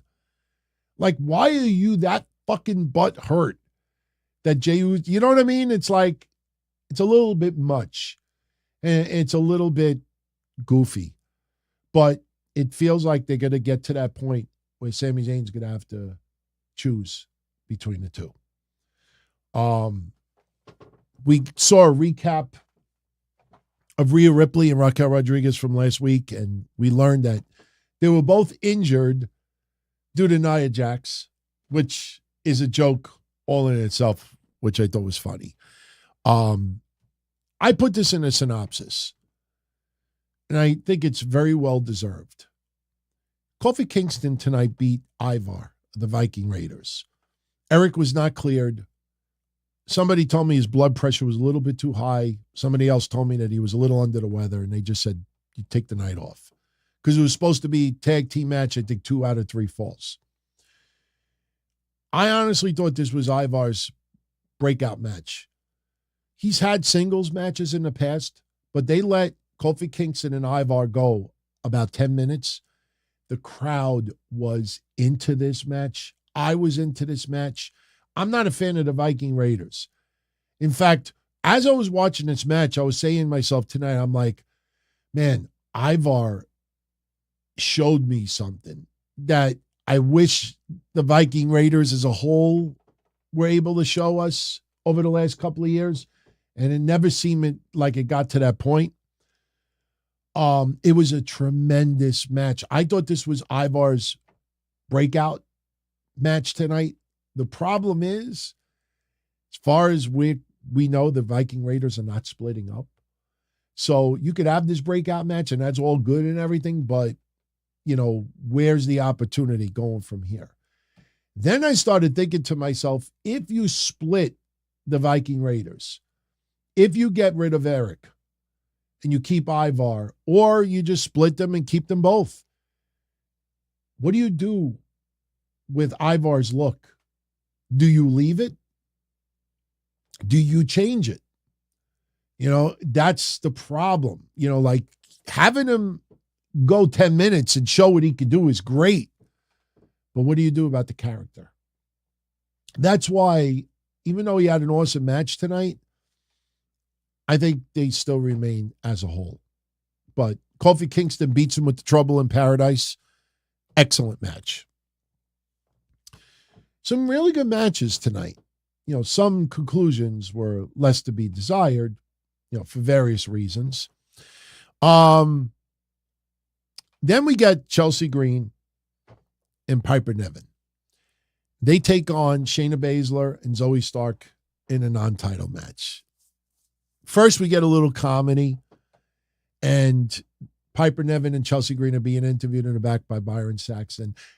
I could have sworn Chelsea Green called him Barry, but he's interviewing him, and Chelsea Green says that her and Piper are friends. And I got to be honest with all of you out there. If someone questioned my friendship with someone else, I don't think the first thing they would say is, where am I from? Because Chelsea Green said that her and Piper were friends, and Piper's like, we're friends? If we're friends, where am I from? Like, I don't know. It's just like kind of stupid. Like, I can't be your friend and don't know where the fuck you came from. But, you know, Chelsea Green sold it good. Chelsea Green acted like she didn't know where Piper Niven came from, even though she's always wearing Scottish outfits. But Chelsea Green's supposed to be a little bit of an airhead. So she's like, Florida? And Piper Niven just walks off. So they have a match against Shayna Baszler and Zoe Stark. And as the match is going on, Piper Niven gets knocked to the outside. And lo and behold, Nia Jax showed up. So we get the DQ victory for Piper Niven and Chelsea Green because Nia Jax attacked Piper Niven, throws her into the ring post, body slams her to the floor, and Nia Jax is not done. She goes in the ring. She takes out Zoe Stark. She takes out Chelsea Green, puts her in a corner, and then, runs and dives and nails her with her ass, squashes her. Then she attacks her former tag team partner. And I had totally forgot that Shayna Baszler, quote unquote, broke Nia Jax's arm back in the day. I remember it now, but I totally forgot. I always thought we would see that stare down where they would possibly tease a reformation, but Nia Jax hits the Annihilator, the Banzai drop on Shayna Baszler, and she walks off. And you hear Nia Jax say, I'll take out whoever I want. The division is on notice. So in 7 days' time, Nia Jax has taken out 6 women. 6. It'd be funny next week if they're all in the back and they all look all beat up and everything. So Nia Jax, hey, I personally think Nia Jax should show up in NXT. I think I mentioned that last week. Maybe, but the thing is, you don't want Nia Jax to get a championship opportunity this quick. So I don't want her to show up in NXT and try to take out Becky Lynch. But you almost feel like they may have to go in that direction. Don't know. But, 7 days time, Nia Jax, looking good. When you could hit a move, unopposed, anybody could look good. So then we get kind of the goofiness during the night. Damian Priest goes up to Jey Uso. He says, I want main event Uso in the Judgment Day. We could be the family you've been looking for all your life. Yes, he's got bloodline, but the Judgment Day, that could be the family he's looking for his whole life. Then Damian Priest says, I want an answer by the end of the night. And we all knew where this was going. But I thought it was so dumb. So dumb when Sami Zayn, towards the end of the night, is in the back. Kevin Owens is frustrated. Kevin Owens is like, I'm out of here. Sami's like, I'll go get the car. I'll be right there. Sami Zayn tells Jey Uso, you got to give him time. He'll come around. But then Sami Zayn, just in casual conversation, says to Jey Uso, you have a decision to make tonight. And Sami walks off like, no big deal. I mean, I know storyline, you can say, Sami knew the answer all along. But if you saw when Sami Zayn walked off, Jey Uso's got this look on his face like, shh, I don't know what to do. I don't know what to do. Sami Zayn was so matter-of-fact about it. I mean, the Judgment Day took your fucking tag titles. The Judgment Day has been driving you nuts for months and months and months. Now the Judgment Day wants to take your friend and make him join it. And as a matter of fact, it's like, he taps him in the chest like, you have a decision to make tonight. And he walks off. Let's go get ice cream, Kevin. It was kind of goofy. Let's be honest. It was kind of goofy. All right. A match that a lot of people didn't like the outcome. And like I said at the beginning of the show, wrestling sometimes is supposed to break your heart. Sometimes wrestling is not going to give you the winners that you want to give. Chad Gable wants another opportunity at Gunther. Adam Pearce says, I can't just give it to you. Bronson Reed for the impromptu match shows up, back of the line, little man. Oh, you want to call me little man? And Adam Pearce is like, you want to argue? Do it in the ring. So they go to the ring. And Bronson Reed wins. How did Bronson Reed win? Bronson Reed was going to give a senton to Chad Gable. Chad Gable put his knees up, blocked it. Great move. Problem is, you have Bronson Reed weight coming down on those knees. So Chad Gable had pain in his knees, and Chad Gable goes to nail a German suplex on Bronson Reed like he's done with Gunther that everybody is focused on. And Chad Gable's knee gives out. That allows Bronson Reed to get a little advantage, hits the tsunami, gets the win. Again, I know that feel-good moment. And I brought up the examples earlier like Zelina Vega, Sami Zayn, Mustafa Ali, Chad Gable. I get it. But you got to look at the bigger picture. Chad Gable is not going to dethrone Gunther anytime soon. And I know what some of you are going to say, but he's got the record, but he's got the record, but he's got this, but he's got that. I get it. But you're not going to, you already made Gunther a little bit invincible. And then you made Gunther a little bit exposed when Chad Gable beat the clock. And then Chad Gable got the count-out win. You know, that showed that Gunther can be defeated, but he's not being dethroned in that championship anytime soon. Got to look at the bigger picture. If Chad Gable wins that belt, and then Gunther moves on to somebody else, even if he moves on to Seth Rollins, who does Chad Gable feud with next? You know, you could come up with names like Drew and others, this and that, but, you know, Chad Gable is not going to suddenly have this extended run. He's got a tag team called Alpha Academy. Maybe Alpha Academy could become tag champs down the line, but Gunther right now is the champion. That's not changing. They are moving to Tommaso Ciampa versus Gunther, and Gunther will retain that championship against Ciampa as well. And as we saw tonight, Tommaso Ciampa, who wants Gunther, beat Giovanni Vinci. Giovanni Vinci dove off the middle rope and ate a knee to the mouth. The camera angle was beautiful. It looked great on TV. Ciampa with the Sicilian stretch. And Gunther is in the back watching this, and Gunther is not happy. He is pissed the fuck off. And Ludwig Kaiser reading Giovanni Vinci the riot act as they went up the rampway. And Giovanni Vinci is this close of being kicked out of Imperium. Ciampa has looked good the last 2 weeks.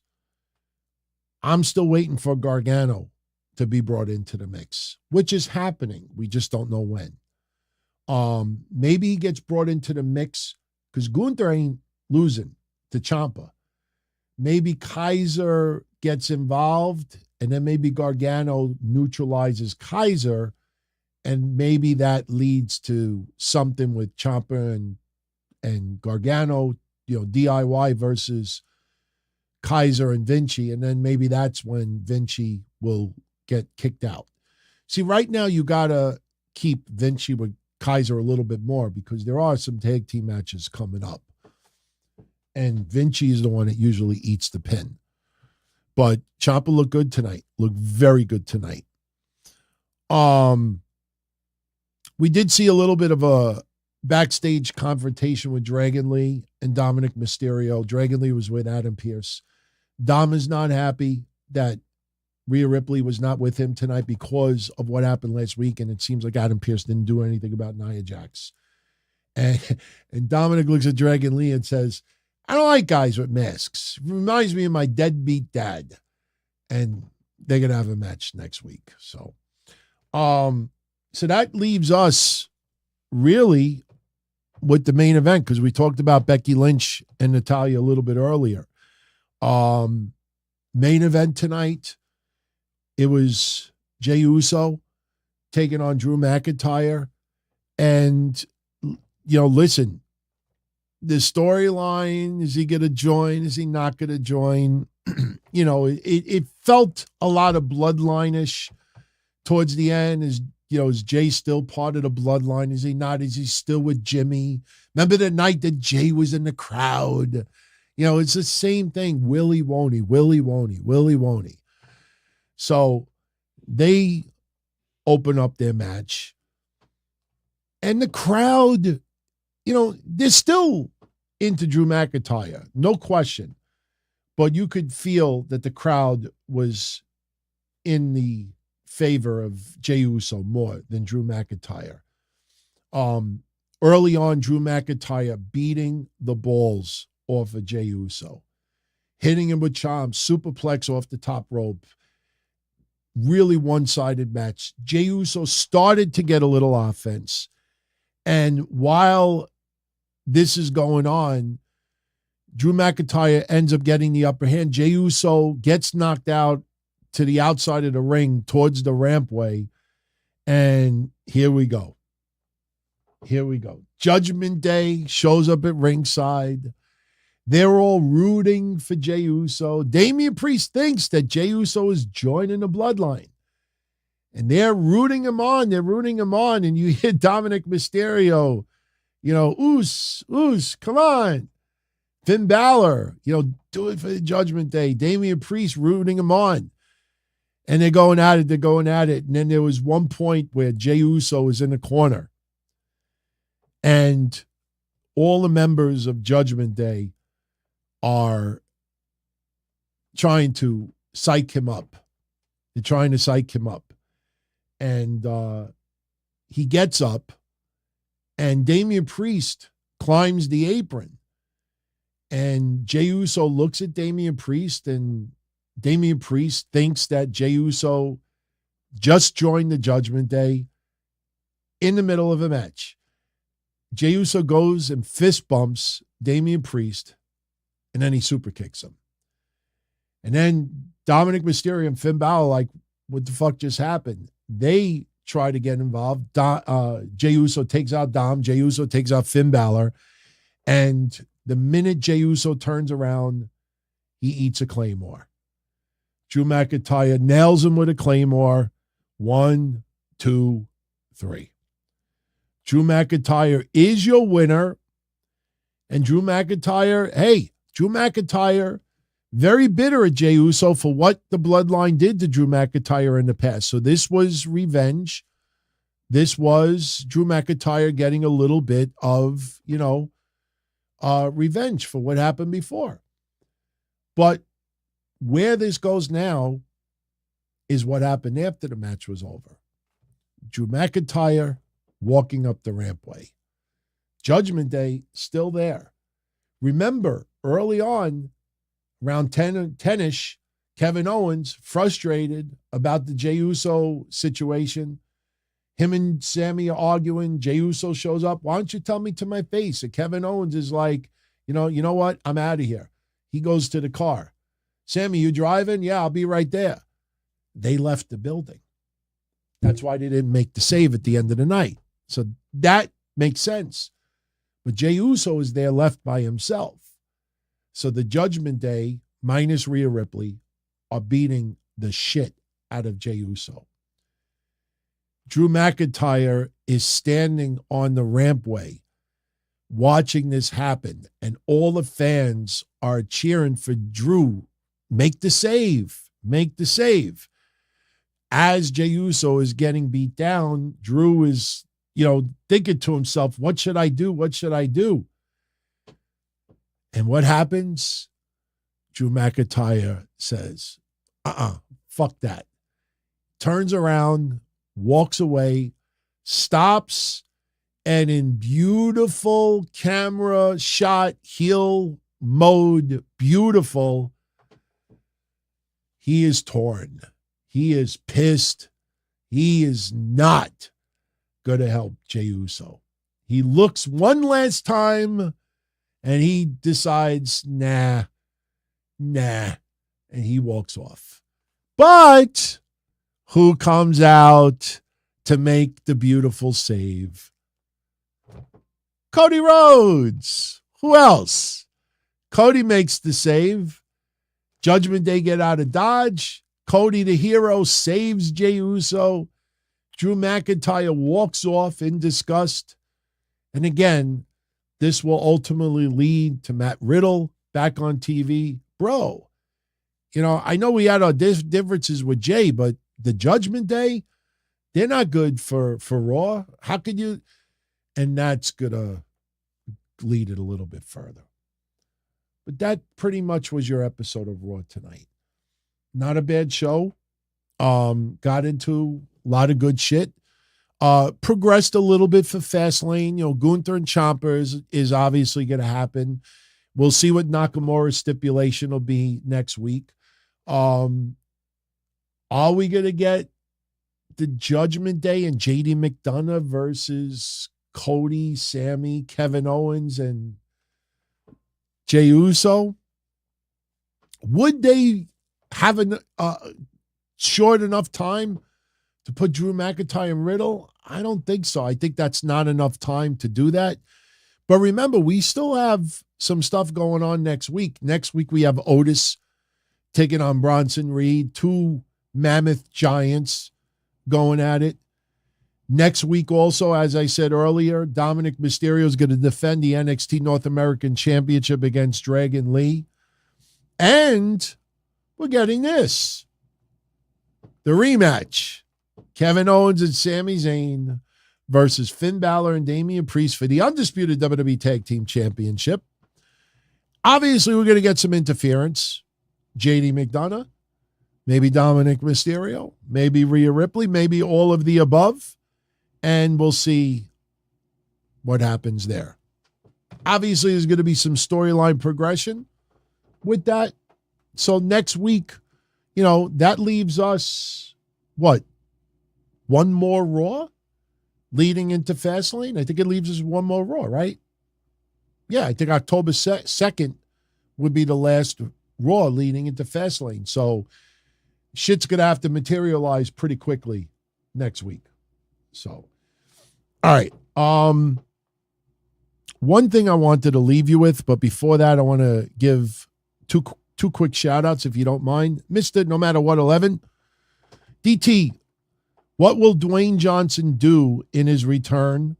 I apologize if you answered this question already. Thank you very much for the 7 spot. Right now is a one-off. WWE isn't stupid. They knew the minute Dwayne Johnson goes on Pat McAfee and talks about Roman Reigns and then appears on SmackDown, all speculation begins. And all you have seen in 72 hours are people thinking that The Rock will now face Roman at WrestleMania. That The Rock, instead of Cody, should face Roman at WrestleMania. Is The Rock and Roman the bigger match? Of course. Is WrestleMania going to still sell out if the match doesn't happen? Of course. Does The Rock and Roman Reigns have to happen at WrestleMania 40? No. Could it happen possibly before that? Why not? Why not? I mean, you feel it's a WrestleMania quality match.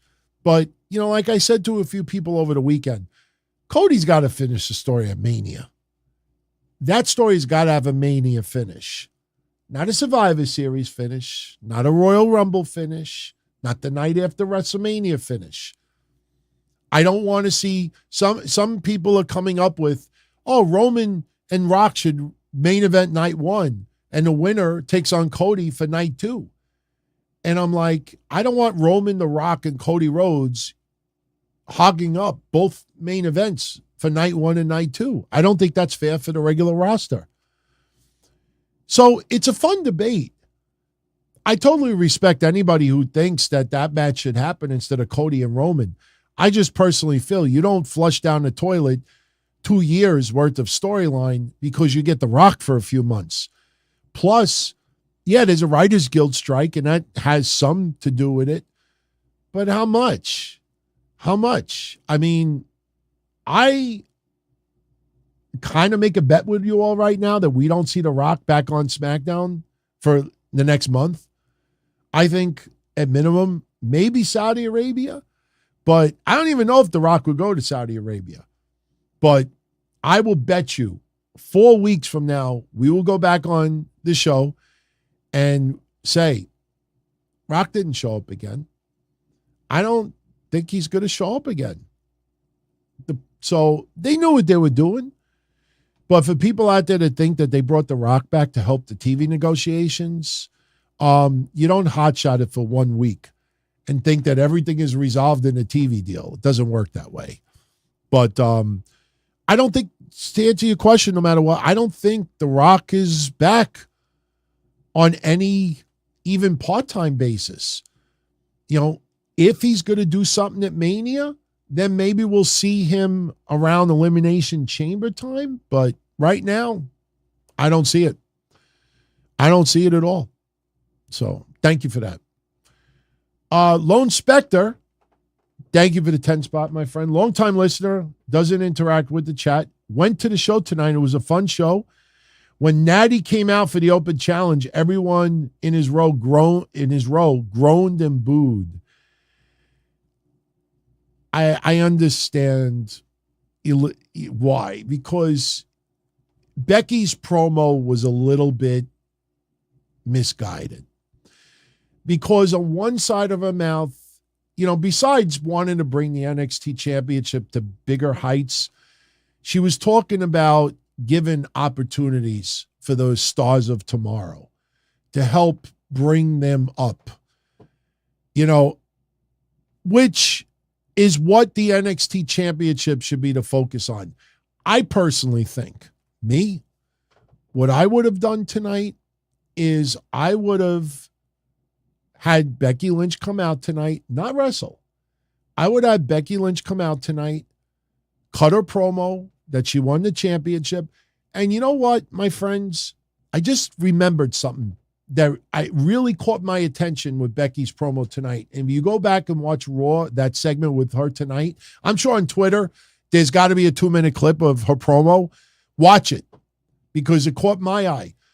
When Becky, she made a remark and she said that winning the NXT championship was not on her bingo card.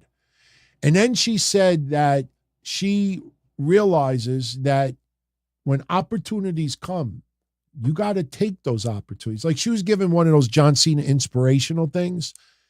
If you listen to the crowd when she talked about taking an opportunity and winning it, crowd did not react all that much to it. And then when she said that she was a Grand Slam champion, I swear to you, go listen to the crowd reaction. It was mild. When she said that she was now the Grand Slam champion and lifted that belt up, that crowd did not react very heavy at all. I mean, it was pretty polite and it's noticeable. So when she's cutting the promo, what I would have done tonight is she should have announced that she is going to defend the NXT Women's Championship tomorrow on NXT. Open challenge. Let's see who grabs it. Of course, storyline, you would think Tiffany Stratton has to be the one to step up. But you could have an angle in the back where, Tiffany Stratton, somebody lays her out or she, gets into a brawl with someone and whatever. Or you could have a whole bunch of women come out and they all want a shot at Becky Lynch. I would not have had Becky Lynch have her first title defense against somebody who is a big-time veteran.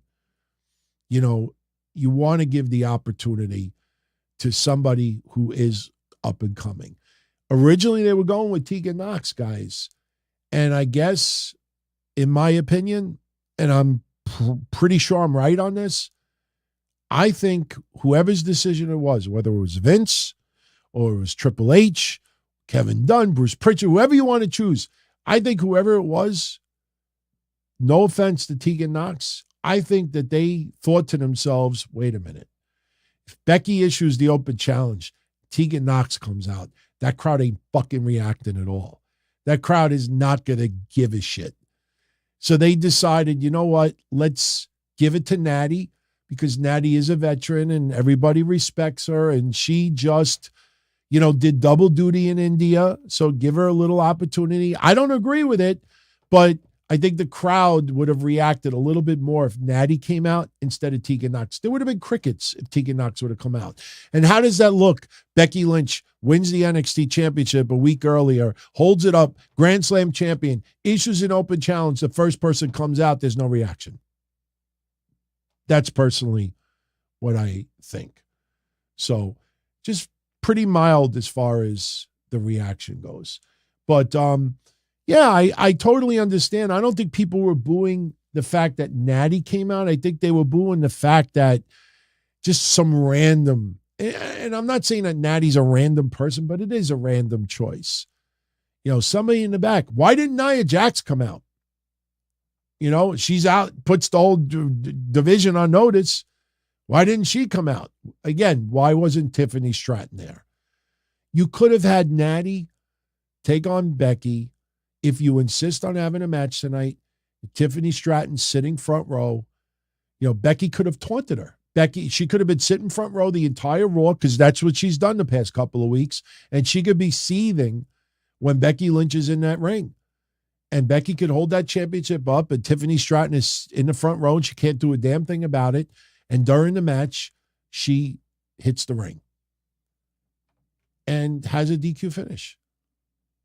I personally would have done that, but they didn't. So at the end of the day, that's what matters. They didn't. So, yeah, I agree with you, JS. It feels right now there's only like 1 or 2 matches for Fastlane, but SmackDown on Friday, we should see some, headway with some matches. And I think do not rule out the possibility of John Cena maybe in a match. It is still almost 3 weeks away. And John Cena, he's back, and yeah, he's not wrestling much at all, but you put Cena on Fastlane, even if it ends up being a tag match. The only reason why I'm not so sure is because I don't know if Solo Sikoa and Jimmy Uso should be tag teaming yet. Like, something just doesn't jive with me. And remember, the Judgment Day are trying to get Jimmy Uso as well. So what happens? Jimmy Uso, where's the interaction there? So is the Judgment Day suddenly going to ignore Jimmy Uso because Jey Uso did what he did? Jimmy Uso is still a heel technically, but Jimmy Uso isn't going to join the Judgment Day. So if he says no to the Judgment Day, that's a babyface decision. So they're all screwed up right now. They are really screwed. That bloodline storyline hit a fucking brick wall. The best thing that they could do is get Roman Reigns back in a week or 2. I personally think we will see Roman Reigns within the next couple of weeks. Some people think we won't see Roman Reigns until Saudi Arabia or a week before. I disagree. I think they're going to announce Roman Reigns back within 2 weeks. I feel like they gotta. It's just hit a brick wall. And John Cena, I mean, again, it wasn't... LA Knight and The Miz outdrew Cena on Friday. So, you got to do something more with Cena. Cena's there every week now for the next month or so. So you got to do something. I think it's got to lead to a match. So, shout out to Tristan Sloan. He talked last week about his mom. She's had some serious issues with blood in her lungs.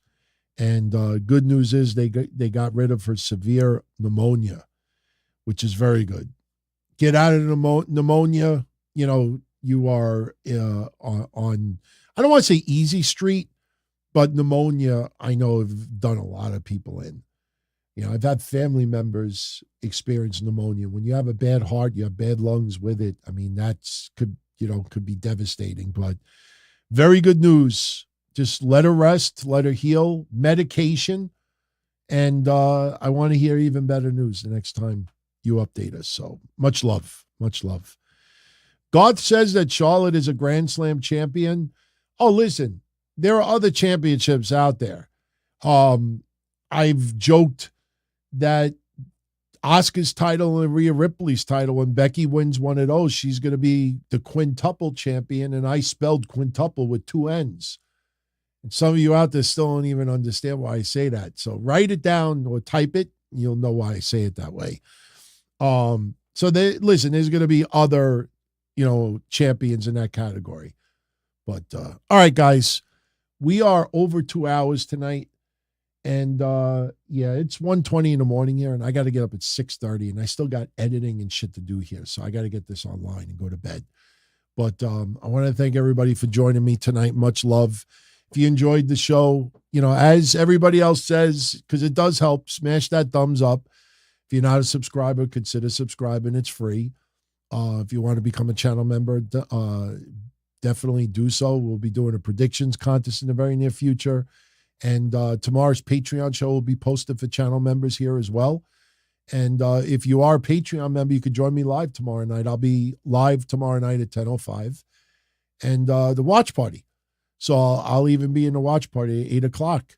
And the next time I'll be here with the video will be Saturday for the Don Tony show. So we have a couple of shows in the middle. Wednesday Night Dynamite, I haven't even thought about yet. I got to see what happens with Grand Slam. I actually was invited this time to go to Arthur Ashe. Somebody who actually works, for AEW actually sent me an invite, but I can't go. I actually have to work until 6. By the time I get home, by the time, I get out to not really Long Island, but to, Flushing, I don't think I'm going to be able to make it. Especially spur of the moment.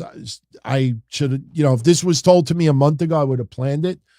But maybe the next time AEW comes to Arthur Ashe, I'll go. So, but I always shout out all my friends that are going to be going. So, all right, guys, I'm out of here. Much love. As far back as I can remember, I always wanted to be a podcast. That was a little bit abrupt and rude. I didn't do that on purpose. So I will try it once again. Everyone be well. Good night. And I'll catch you all again later this week. Sure. For me to live any other way was nuts. To me, those goody-good people who worked shitty jobs for bum paychecks and took the subway to work every day and worried about their bills were dead. I mean, they were suckers. They had no balls.